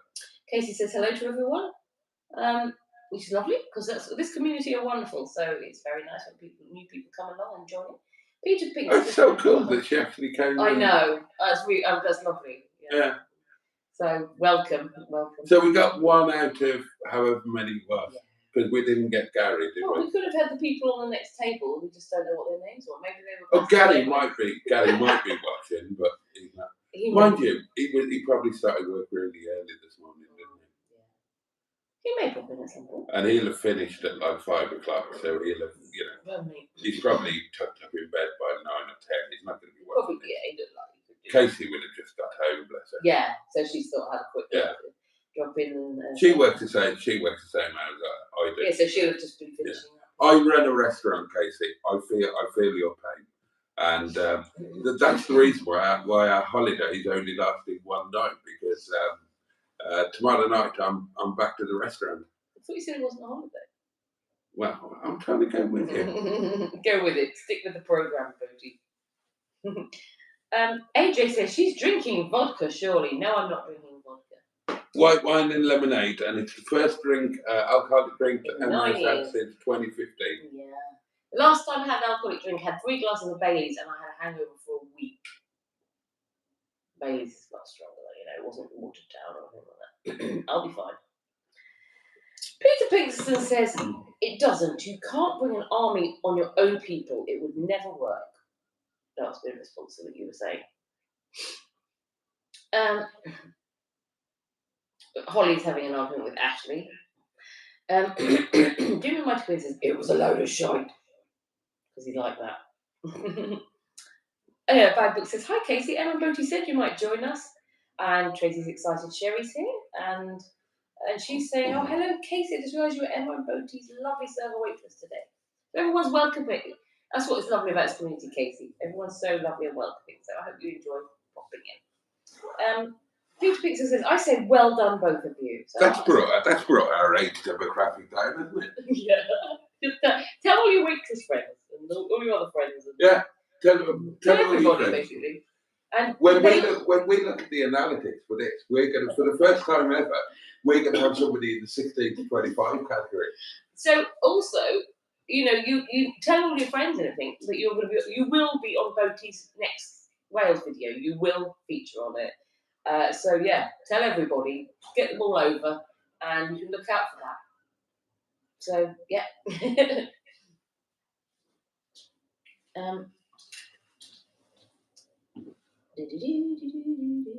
So Peter Pixon says, well done, both of us. Oh, thank you very much. And Holly's still having an argument with Ashley, so we'll leave them to that. Peter Pixon says that was ages ago. Alice says, hope no free. People are hoping you haven't frozen your wine, Boaty. No, I don't think he has. Yeah, I did. I did. I had a wine turd in it. Oh, right. We do have a freezer here, which was great. So we were able to freeze it. Simone says, amazing. I just hit 1,790 subs. Well done, Simone. Well done. You do it better than me. And Holly says, I think I subscribed to you. If I haven't, I will after. Peter Pixel said, it had a point, no worries. So, not sure who that was in relation to. People are congratulating Simone. Peter P said, did Sean's overnight success take over 10 years? 12 years. Sean's overnight success took 12 years, yeah. Oh, yes, because Simone said, thanks, Andrew, it's only taken 9 years, so I missed that one. Yeah, well, there you go. So, you're still 3 years ahead of Sean. So, as long as you get 60,000 subscribers within the next 3 years, you'd have beaten him. You'd have beaten his Welsh ass. And Matron says, most overnight successes take around 10 years. Matron's throwing my channel out again. Holly says, oh, Emma, please let Boaty out for a cigarette. Poor man needs and deserves one. I agree. I haven't got him locked up. He's a grown man. If he wants to go for a cigarette... I resent that. No, he's not a grown man. He's a blue man child. Yeah. I'll fuck you up. I'll fuck this sandwich up. Holly, trust me, I am not stopping Boaty doing anything. I think that they've got me down as this controlling bitch now, haven't they? That doesn't let you do anything. I've given this impression on the live stream. I'm no longer entirely unconvinced. I'm no longer entirely convinced that I won't be able to manage that sandwich. I'm thinking I can do half of it. You can fuck that sandwich up. I'm going to fuck half of that sandwich up. I trust you'll fuck that sandwich up. that burger is just making it. Right now, you feel like you can fuck half a sandwich up. By the time the live stream's finished. Possibly, I could possibly do half a sandwich. Now? No. Oh, by the end. By about 3 o'clock. Okay. About 3 o'clock. You can fuck half a sandwich up. I'm thinking I might be able to, yeah. If you're lucky, guys, you might fuck the sandwich up live on the live stream. I'm doing them Pringles. You're not? Nah. Right, where was I? Yeah, I'm not stopping going for a cigarette. Alan Simpson said, pardon me, he didn't say that. I have heard that Noel is a bit of a wrong'un. We did some work with a TV company once who didn't have nice things to say. Did Mansell flash the cat to the tash? Bloody Edmonds, I tell you. Edmonds, don't get me started on Edmonds. Edmonds and Mansell, my two celebrity foes. My dad worked for the BBC, and I'm wondering if I'm recalling him saying that Noel Edmonds wasn't very nice. I've heard it from a few sources. Tracy, do you remember anything about that? So no, I've just got a memory that maybe he said that. He's dead now, so I can't ask him. Noel Edmonds isn't dead. My dad is though. Oh, right. Andrew Buttergee's wonders if they've got Twister. So just to be clear, your dad's not Noel Edmonds. My dad isn't Noel Edmonds. Right, okay. So yeah, my dad's dead, Noel Edmonds isn't. Right. So my dad is in Tracy's hall cupboard, Noel Edmonds isn't. He might be actually. Tracy, is Noel Edmonds in your hall cupboard? Because he hasn't been seen on TV for a while. If he is, tell him I'm going to fuck him up. Every time Boaty said that today, it's having laughing so much. I think it's because you said it so much. It was when he said asked to say he was going to fuck the sandwich up. That was what said. I couldn't stop. I think it's just out of character for me, isn't it? I don't say things like that. That's probably quite, I mean, I'm doing street boxer talk. It probably sounds a bit weird. No, but it's different. It's when you say it about a person. It's when it was you starting to say it about the sandwiches. It got me, oh my god. And everything was charging here, so we didn't have any film. I couldn't film anything in Aston. And I think people must be looking, thinking, who are these weird people who have just sprung up in Aston and they want to fuck everything up? There were people hearing you saying it, weren't there? Oh, then he just said, oh, it's that guy off YouTube. Yeah. He's a proper old loud mate. He lies about everything. He's a complete fraud. Alan Simpson says, He's been caught out by several people who don't matter. poor Boaty. I know, it's outrageous. Free Boaty. Free Boaty! There's the next merch. Well, Holly's already saying I should free you. She needs that she'd get that t-shirt. Well, it's been 40 minutes since I went for the last one, so I'm thinking that, Well, to help yourself. coming up, innit? Could smell it a bit though, but it's gone now, so. Oh, really? I can't now. At the time I could. Did you shut the bathroom door? Yeah. Okay, maybe shut my bedroom. But I didn't lock it, and then when I turned around, it got a bit ajar. Shut my bedroom door as well. I think because if that window's open, it might be coming through. I think I shut that one when they knocked the ornament over. Okay, alright. Well, right. And I think, okay, should be alright then. Anyway, Alison says, don't ask Boaty to get his pop-up pirate out if you're playing board games. Yeah. Oh, actually, that could be quite fun because with pop-up pirate, you have to stick little swords into it. Do you? Yeah. I don't know anything about that pop-up. That would hurt, wouldn't it? I didn't realise that was an actual thing. I thought it was just. There's a board game called Pop-Up Pirate, and you stick these little swords in, and when you hit the right place, the pirate pops up. Oh, I just thought that was a joke on Little Britain. No, it's not a proper game, so. Well, that makes the Little Britain sketch not work then. Oh, well, how does it work on Little Britain? Well, the whole ongoing joke in Little Britain is that a guy keeps going into toy shops and asking if they've got any pop-up pirate-based games.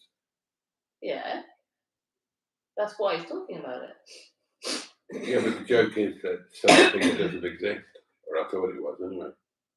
Maybe I'm getting it wrong. Well, if you want to play it later, you can get your pirate out and I'll stick knives from the kitchen into it and we'll see if it pops. I just want to fuck off a sandwich up and fall asleep. We won't be playing Pop-Up Pirate. Finish the wine first, obviously. I mean, I'm not an animal. Holly says that place looks beautiful. I'd love to stay there forever. Well, if you watch our videos and you can always... Llandudno is lovely. If you've never been here, then I would recommend that you come. It is lovely. Because I had never been here several weeks ago. And when I came, I thought it was lovely. So I agreed to come back. And I did. The waitresses here are lovely as well. And the people who work in the Summit Cafe. When you go out onto the terrace to eat, when you're not allowed, and apparently there are no entry signs everywhere. Yeah, apparently we're proper rebels. We broke through that barrier. Apparently we broke through all sorts of cordons to get to a beautiful, sun-drenched, lovely, open terrace. And I did think, there's nobody out here. There was earlier, but presumably that was before it closed. So we got told off at first. Yeah, he was a bit he said, he was a nice chap, and he sort of said, so did you just ignore all of the signs then? Hey, what? And we were like, what signs? We didn't see any signs. And it all, but we were jolly apologetic, and well, we said we'll move in a bit, sort of thing. Yeah, because we were like halfway through eating, and he said, "Oh, I'll give you 20 minutes." And he gave us a lot more than 20 minutes. He did, and yeah. we had a good old clean up in the area, so we didn't need any work to do. And then we became best friends forever. And he's an author of children's books, so he was telling us about that. And an illustrator. So then we told him about Boaty's world. And he showed us some of his illustration. And yeah, so he was saying his books are going to be coming out at some point. And he told us all of the characters and everything. And yeah, he's our new best friend. Yeah, and he may pop up on here. So I think his name is Gary. Yeah, and the exciting news is that he's coming to stay with us next week on holiday. A Windy Bum. Windy Bum, yeah. So he's also coming on the cable car. Oh, I thought he was going to get to share my bed. He'd be welcome, though.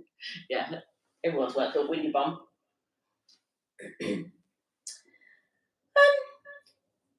Peter P says, who needs Connect 4 when you can have a lovely game of That's My Pilchard? Exactly. Finest game known to man. God, he's such an enabler, isn't he, Peter P? Yeah. John Classic says, Simone says she lives upstairs. So she is on one level then? Well, you can still have a mate upstairs maisonette, but she just says I live upstairs. Yeah, but if it's an upstairs maisonette on one level, it's a flat. Then I was right, and then a maisonette is. It's not. It's a flat. Well, what's the difference between a flat and a maisonette? Well, when I asked Simone, she said a maisonette. Well, a flat is a thing that's designed to be a flat in a group of other flats. Whereas a maisonette is something that was originally a house, but has now been divided into flats. So you're saying this is a maisonette? That was what I said, yeah. As far as I've always known all my life, and I lived in one as well.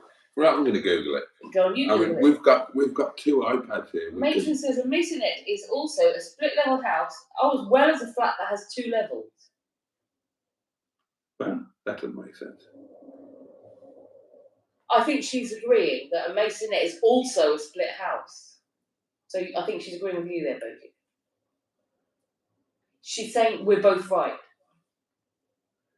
Right, maisonette. A set of rooms for living in. Not very helpful, is it? Typically on 2 stories of a larger building and having a separate entrance. What is the difference between a flat and a maisonette? A maisonette is like a flat, but whereas a flat often only consists of 1 floor, a maisonette usually covers 2. That's what I said. The big factor that makes a property a maisonette is direct and private access inside and outside the building. So this is a flat then. Oh, yeah, maisonette would have its own, yeah. Right. The big factor that makes a property a maisonette is direct and private access inside and outside the building. And this is shared access, so that makes it a flat. That's a bit strange because I lived in a maisonette and that had. Oh no, it didn't. Well, no, you went through the front door and there were 2 doors to go into. Well, you didn't live in a maisonette. You lived in a flat. It's not. I've never heard of a flat that has stairs in it.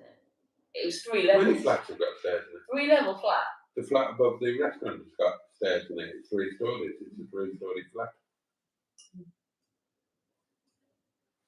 We will work on this one later. The flat above the other restaurant in Laker, that's got 2 stories. Okay, well, I want to Google on things now. I can't. So, shall we go on with the comments? Okay.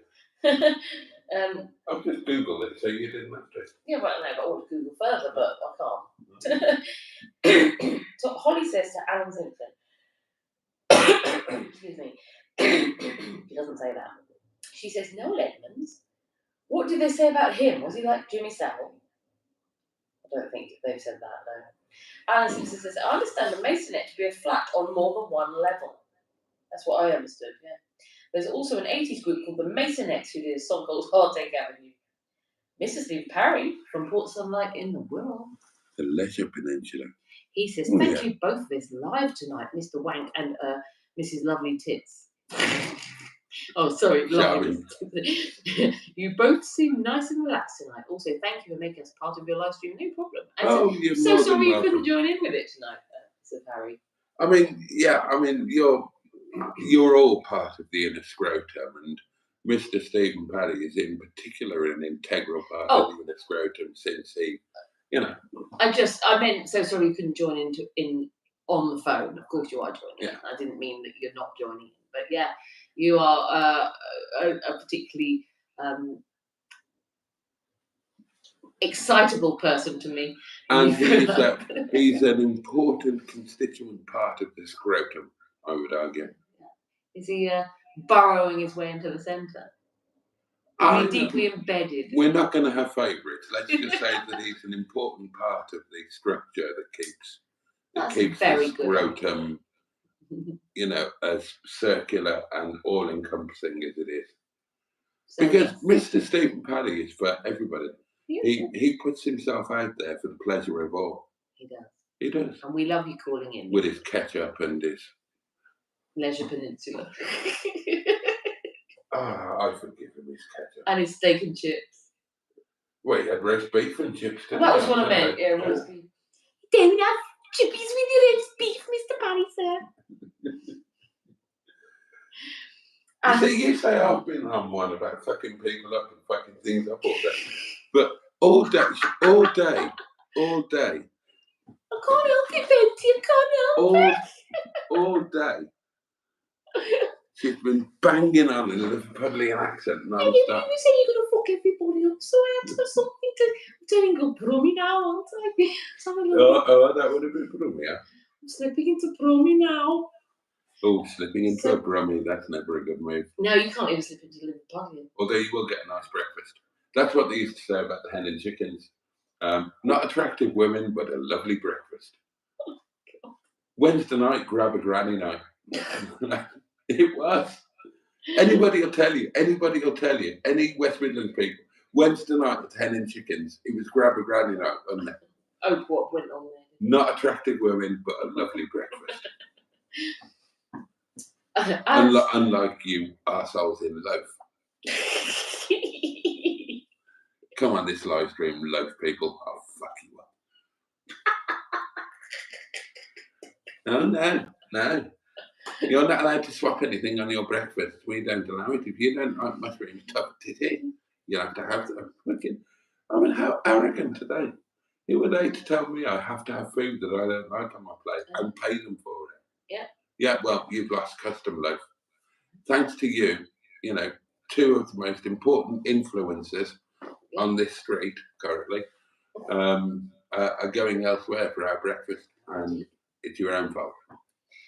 You missed out there. I told them, didn't I? You definitely told them. Yeah, I told them. You told them, didn't you? No, that was, I think, twice now. I think some of them might not have asleep tonight. Yeah. Everybody's going to go. Unless by some amazing chance none of them are watching this live stream. But that seems unlikely. I mean, surely everybody in the Western world is currently glued to this. They'll be really worried you're going to come and fuck them up, Boaty. So Alan replies to Holly, no, regarding no loudness. Thankfully, just that he was very rude to production people. It's not so. Holly says, thank you, Emma. That was horrible. No idea why he started. If trolls pop in, the best thing is to just ignore them and hopefully they'll go back to sleep. Stephen Knight says, has the chat from the afternoon stream showed up in the chat tonight? Not as far as we know. He hasn't been in the chat, but he may well be watching. So if you are, hi, you amazing author person that we met this afternoon. I honestly think it's going to be too late for him. Yeah. He will have subscribed. He'll see this tomorrow. Yeah, he'll see it at some point. And he'll watch it. He may well come and watch the video because he'll be featuring on Boaty's Wales video, as will Casey. Yeah. I don't think I filmed either. I might have filmed. I did film a bit of Gary, I think, in the gift shop. When I filmed a bit. I think you filmed more of him than I did. Okay, well, we'll find out. I didn't get all that much. Oh, this is hurting my wrist. Matrix says, don't forget to like, and that's a very important point. So could you please like this live stream? It would be wonderful. Holly says to Alison, oh yes, I can imagine. Often people like Neil with high-paid jobs are. I thought you were going to say something like he was on Epstein Island. No. Right, I'm not sure how to pronounce this. Right. Why Carrots no crednas. Excuse me if I can't pronounce that properly. And they say, I was arrested on and masked hog-cuffed, which is a very important point, I'm sure. Simone says she would like a holiday. So, Simone, come on one of these community meetups. It'd be wonderful. Like a holiday. And Hayley Wolf is here and says, sweet. Which again, very important point. Andrew Buttigieg says, overnight filming sounds a tad dodgy. Hayley Wolf says, and who? Simone says, windy backside cottage. Holly says to Alan Simpson, yes, a masonette is a flat that could be on a higher level. Often one bedroom, aren't they? I don't think they're often one bedroom. Peter P, that's my view, obviously. I didn't believe that they were. Peter P says, you could squat in the garden at Windy Bum. Put a tent up there. Steve Knight says, is Emma tipsy? Matron says, not sure this is normal for her, Stephen Knight. It is, to be fair. Holly says, the chap in the afternoon stream, was it Ashley Wood? No, it wasn't. Peter P says, this is Stephen Knight, Boaty's company is intoxicating. It's because he's been going, I say it's going to fuck everybody up all day. It's made me just constantly laugh. Stephen Knight said, I can't remember his name, Holly. Hasn't Ashley Wood been in the chat? I've only just joined. Holly said, restaurant and bar work is great fun if a nice bunch of work colleagues. I'm sure you'd agree with that, wouldn't you, Boaty?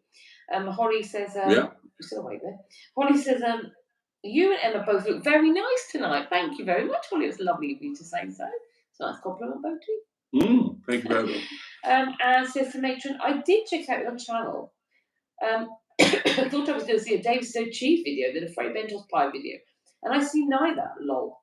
Have you done a Fray Bentos pie yet? And Matron links it for Holly.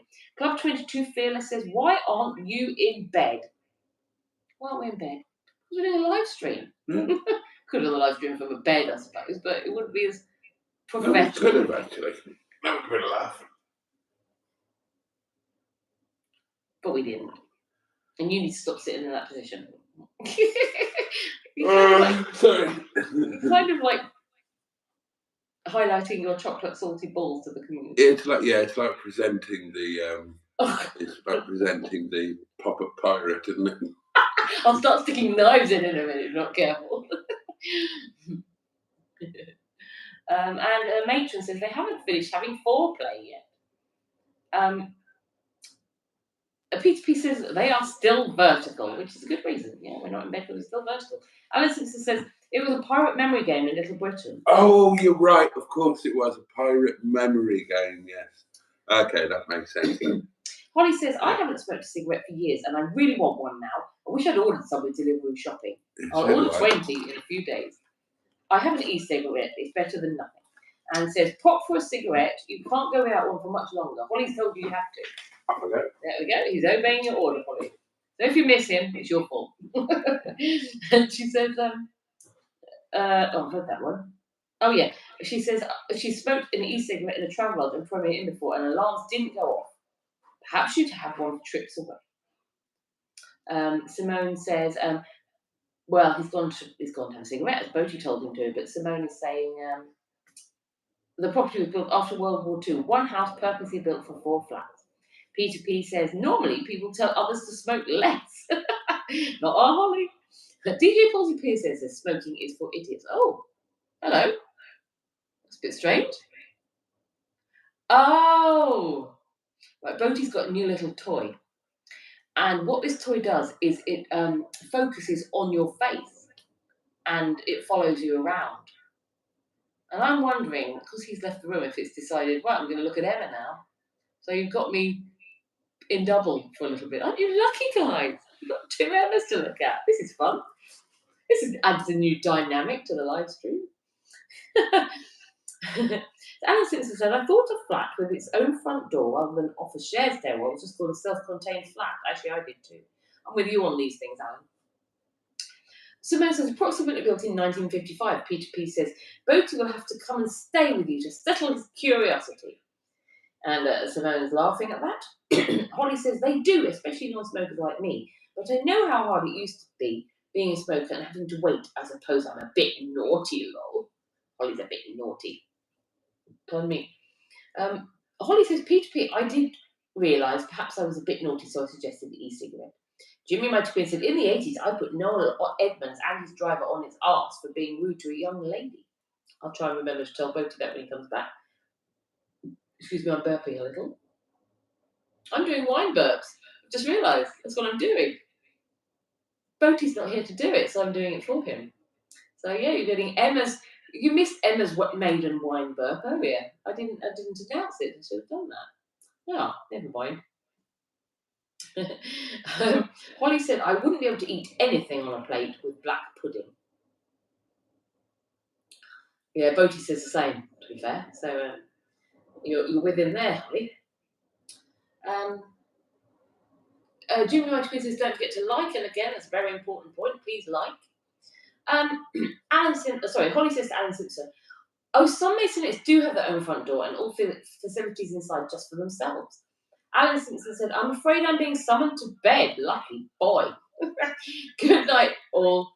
And lovely to chat as always. Safe travels, Emma and Boaty. And Boaty, I'll get back to you with more plate info. I'll let him know that. And I'm sure you will, and he'll look forward to it because he's quite sad. Not sad. Miffed that you weren't in the on the live stream last night to watch him open his plate. Holly says, Emma just read out a message from someone to me. I didn't reply to the person because I didn't see the message. I can't see very well what message is on the picture, sorry. That's fine, no worries. Simone said, I tried a vape once. I felt like I was drowning.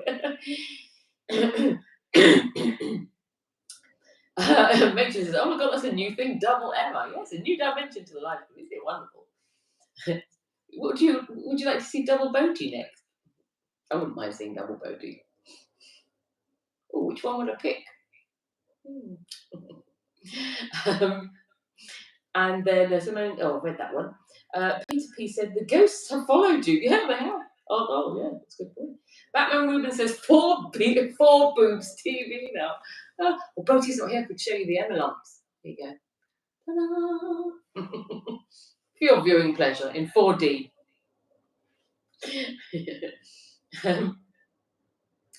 And Jimmy Mighty Quinn says, twins, fucking hell. And Mace is laughing at twins. And everybody says, quads. Batman Woman says, needs 4 hands now. That's a good point.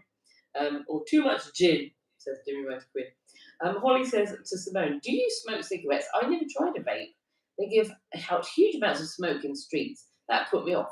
Have you tried an e-cigarette? Holly's saying hi to Batman Rubin. Peter P says, can't have too much of scary and posh. Yeah, that's what the envelope's called. Hey, there's 4 of them now, so we can have scary, posh, baby, and, well, it's not ginger, is it? It's not sporty.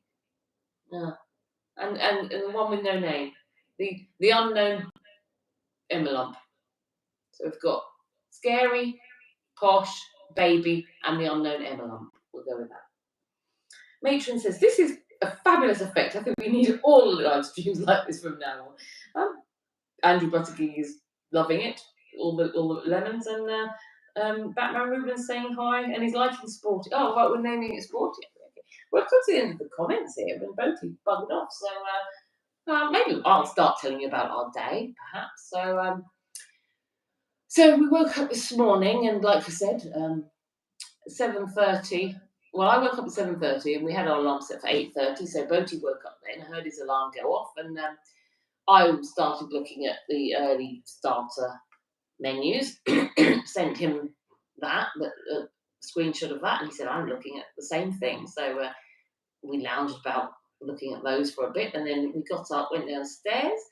Boaty made us both a nice bacon sandwich, and I had Boaty's special sauce on mine. And he's coming back now. Tell you more in a second.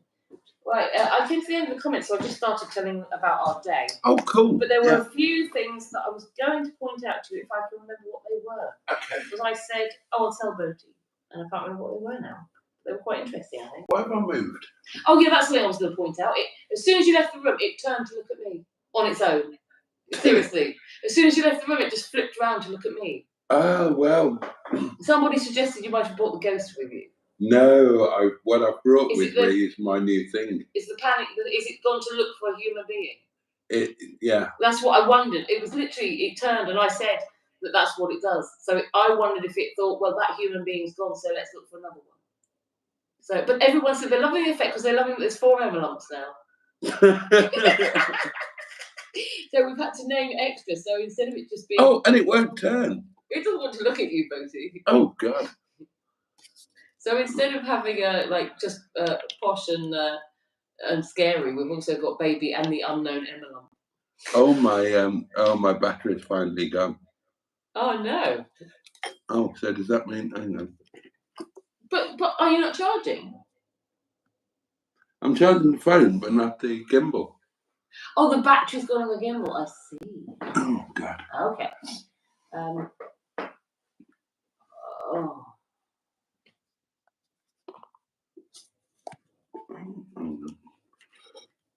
hell's teeth. Oh, hold on. I'm also just looking at a private message on my phone for a second.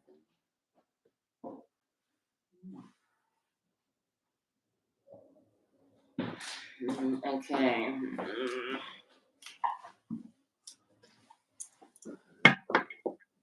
Okay, I'll just carry on. Let's see if there's any comments for a minute then. What was I going to tell you?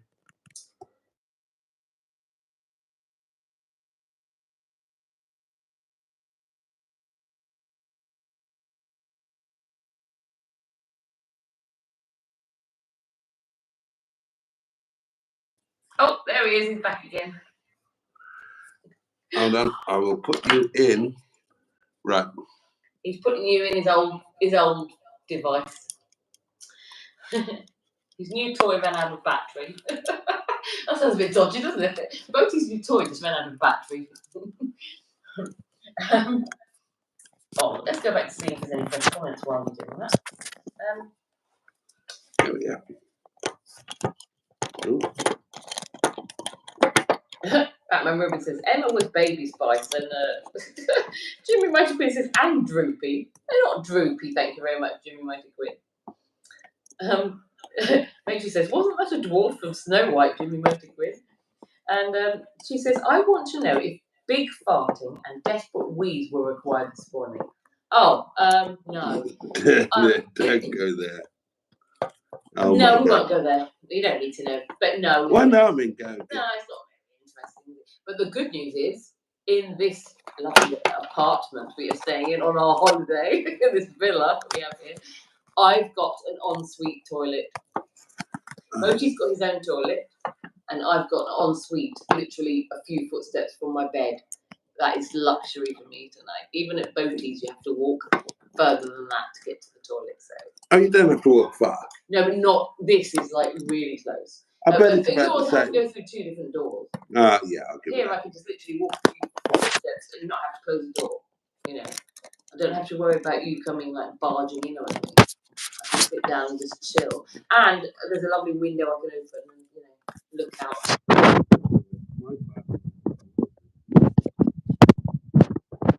Your bathroom has? Oh, you mean here? Yeah, Boaty's bathroom here doesn't have a lock on the door.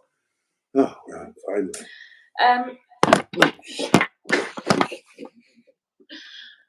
Boaty's tripod put on the wine tonight. I want to drink mine actually. I paused for a bit because I was thirsty for water. Batman Ruben says, Simone, got any work done on your Cortina? Oh, Jimmy Mighty Quinn meant dopey, not droopy. Simone said, oh, blimey, I thought we were in 2 different rooms. Oh, Simone didn't realise we were in the same room. Holly's saying to Simone, well done, I gave up about 10 years ago, had a few a week when others did, not had any for over 4 years. Peter P says that your gimbal went flaccid. And it did. Holly says, I wish I could give up e-cigarette. Did you take some prescribed pills to stop you smoking? Andrew Buttergeek said, did Boaty fuck up that gimbal? I found that quite funny.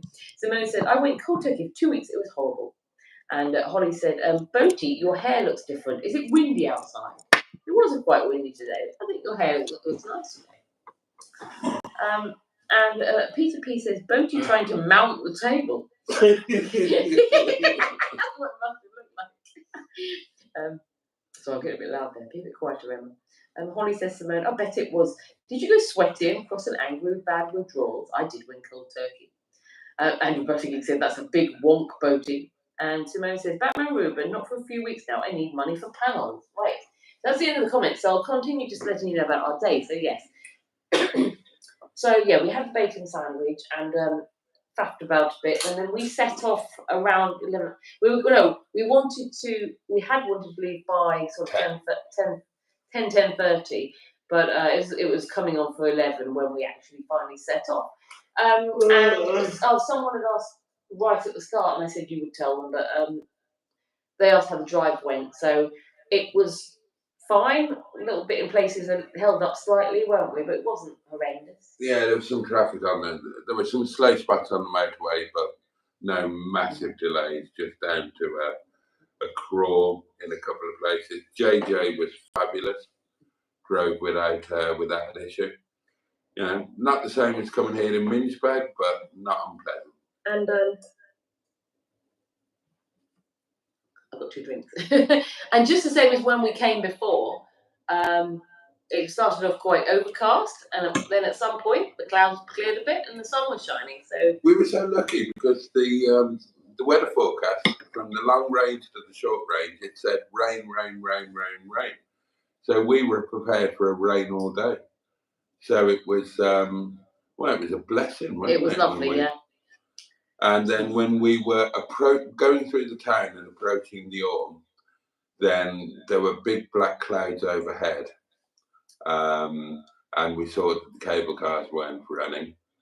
So, but it all worked out fine because we drove around Marine Drive and then drove up to the summit that way from Marine Drive. We stopped at Marine Drive to get out and take a little bit of footage, and that was lovely. Bit of the old footage, Nicki Minaj. Hey, Mandingos. Whoever she is, I'm going to Google her. And so then we had to, there was some Emma-related toilet activity at the summit. Well, attendance.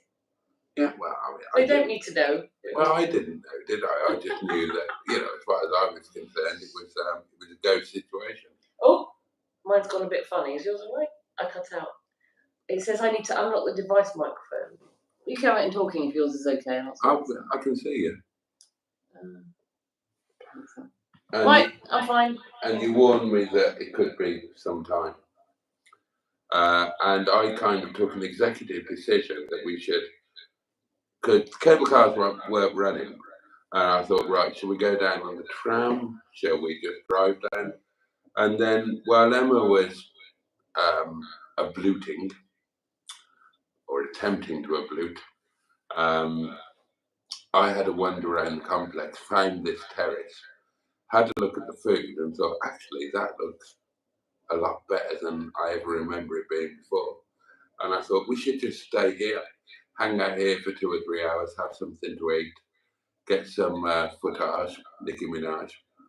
And so I suggested that to Emma, and she said, yeah, fine. And it just worked out perfectly. We had a wonderful couple of hours. I think something that did swing it for me was when you said, I've had a look through there, there's a lovely terrace. Yeah. And I thought, oh, right, that sounds nice. And yeah, the food was better than we expected it to be. Way better than we expected. When we looked there before, it was like 4:30, and there were 2 sausage rolls left. That was when we came last time. Yeah. This time there was, quite a range of food, sandwiches, relatively reasonably priced, I would say. Yeah. My jacket potato I thought was a bit expensive, to be fair. I originally asked for the sausage meal, and when I saw what it consisted of, I said, oh, I'm really sorry, that's way too much. Can I have a child's meal? They said, a child's meal is only like a few chips and a sausage. And I said, honestly, that's fine. That's exactly what I want. So I had the kids' sausage meal, and that was more than enough, to be fair. You continue just doing that thing. Yeah, Emma had baked potato with cheese and salad. We each had a bottle of Pepsi Max, and it was $15.90 altogether. Yeah, I thought my jacket potato for what it was £8. Yeah, well, I don't know why I'm getting a lot of sound coming on now. I'm going to pick this up and have a look at it. But yeah, my jacket potato for what it was, jacket potato with cheese and salad, £8 what? £7.95. Yeah, I thought that was quite a lot for what that was, to be honest. But why am I getting a lot of sound on that? So yeah, that was lovely, and then we drove down. Eventually, we did the live stream, buggered about, went to the gift shop. You keep chatting. I'm just going to see if I can sort this out without it irritating. I got a fridge magnet for my office, and then we,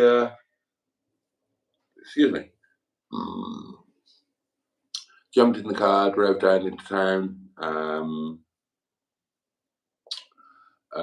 Found the Airbnb, checked in, had a look around, put some stuff on charge, went out to Asda, got the bits and pieces, back to the Airbnb, got changed, and then we walked into town, went on the big, walked right down the seafront, right down the promenade, had to go on the big wheel, filmed that, and by then it was 9 o'clock and we needed to find somewhere to eat. So and yeah, we found that great place, had a fantastic meal, and walked back here, and that brings us up to date. So, when this finishes, God, it's 1:15. Neighbours must be hating us. Then we will fall into bed, no doubt. We've got to be out of here 10 o'clock tomorrow morning. So the plan is that we'll get up, get packed, tidy up, get out. We'll be out for 10, and then we're going to head straight off and have a nice breakfast at, somewhere. We've got a possible place in mind, or we might just go into town and walk around and find somewhere. Oh, you're frozen. Yeah, I'm confused because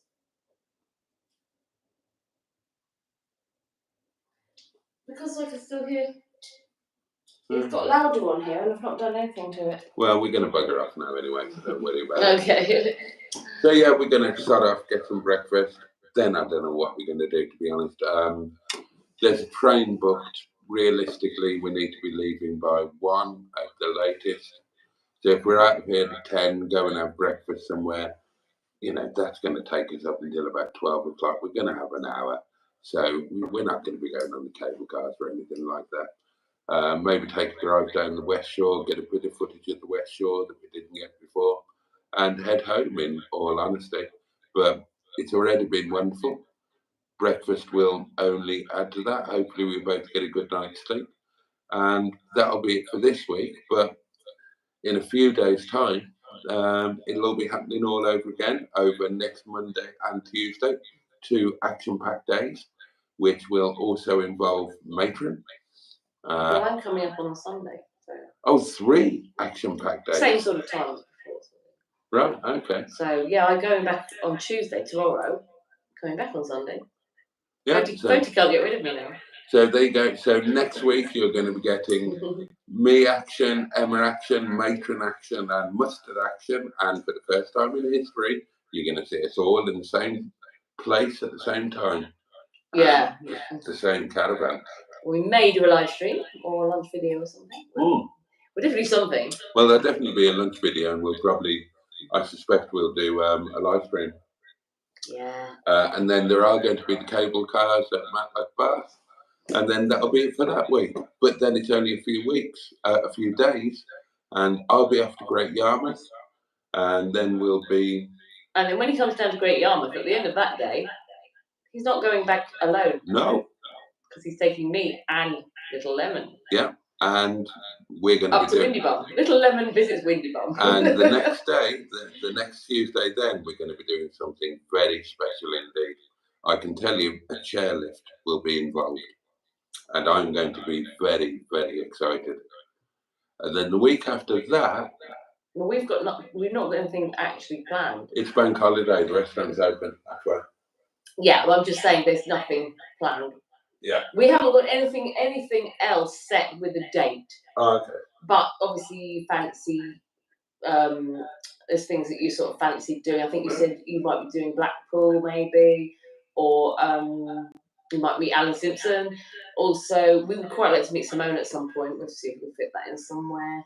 But yeah, there's things that you. Oh, there was something else you were saying. Oh, that's the same sort of thing as the Alan Simpson thing. You were saying you wanted to go to the. I want to go and do the Quatford Little and Chef. I think that Neil said he might do that because he drives past it. So. And the Bridge North Funicular Railway. Do those on the same day. So Boaty's got other things he's planning on doing. So I'm sure I'll pop up again at some point. Can't get rid of me now. Stuck with me now, Boaty. Stuck with me now. Are there any other comments? There's a couple, but it's time to say goodnight. Yeah, was it who told them to start saying goodnight? Start saying goodnight, everybody. Well, Emma will read you out in the comments. I'll tap my wine up. Some people have already started saying it anyway, which is good. They preempted it. Please like, subscribe, any newcomers. Gosh, there's quite a few comments here.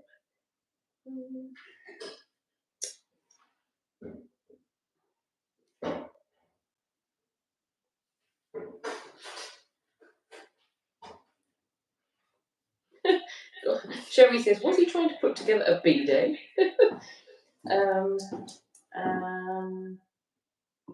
Holly says, sounds like lovely food. That is a reasonable price. Yeah, it was lovely. It was nice. I mean, we were a little bit naughty going on the terrace. I think if anyone else came here, they might not get away with it. But Boaty has a way with words. Holly said, was the food place in a nice scenic location? They often charge more for food. If you're talking about the lunch food, if you have a look, we did a live stream at lunchtime today from the location. So you can see a bit of us at the table, but you can also see the view, and we played a couple of games, people spotting games. So take a look at that, Holly, if you're interested. So people were saying good night. Matron said that she knew a double vertical would be best because she's brainy like that, is our matron. Matron says, eek, regarding next week. The secret is out. I'm too excited. She's very excited with our matron. Please mute your audio outputs on all devices. It's you. Matron, I tried. It won't let me. But we're finishing now, so we're not going to bother trying to work it out. Sorry, we will go in a minute, so you won't have to worry about it. Andy Buckley says, have a wonderful night, everyone. Safe travels, everyone. Boaty. Matron says, I think a relaxing trundle home after breakfast is realistic and better for you both. Holly says, fantastic live stream, Boaty and Emma. I hope you both enjoy your breakfast tomorrow. Peter P says that we're going to break the internet with us all in the caravan. Probably. That'd be good. And Matron is still telling us to mute our audio outputs. Andrew Buckley says, the cups shall overflow regarding next weekend. Mr. Stephen Parry is waving at us. Holly says, I've watched the last lunchtime stream. Sorry, I missed that one, don't worry. It's quite nice. I think it's nice to have a look at. And that is the end of the comments. And indeed, I'm afraid the end of our live stream for standing there. Because Boaty and I have wine to finish.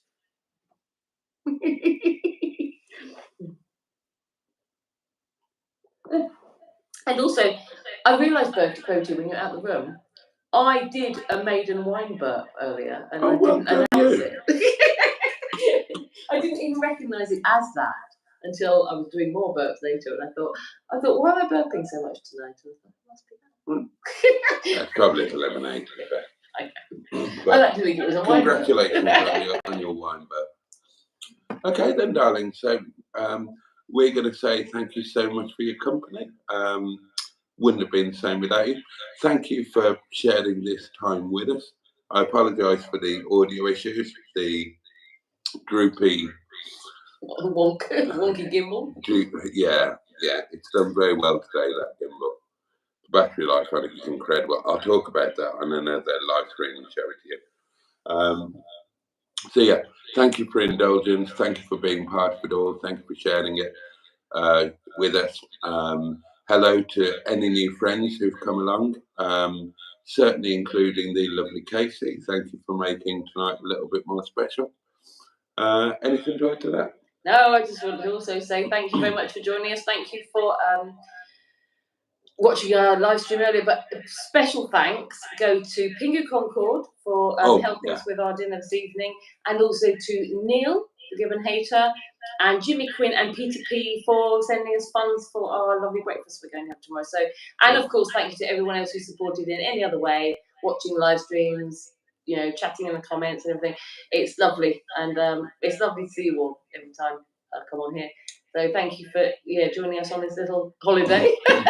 And so from us in our little Airbnb in Llandudno in North Wales on our little holiday adventure, which has been fantastic, and so much better for you guys being part of it. We're going to say good night. We wish you all a safe and peaceful night. Have the best day that you possibly can tomorrow. Take really good care of yourselves, and if you're fortunate enough to have people who you love and who love you, take good care of them as well, and take joy wherever you can find it. And on that note, darlings, much love from us. Good night. See you next time. Pachu, and indeed, a very Welsh bosh, isn't it? I'll fuck you up. Bye, darlings. Bye.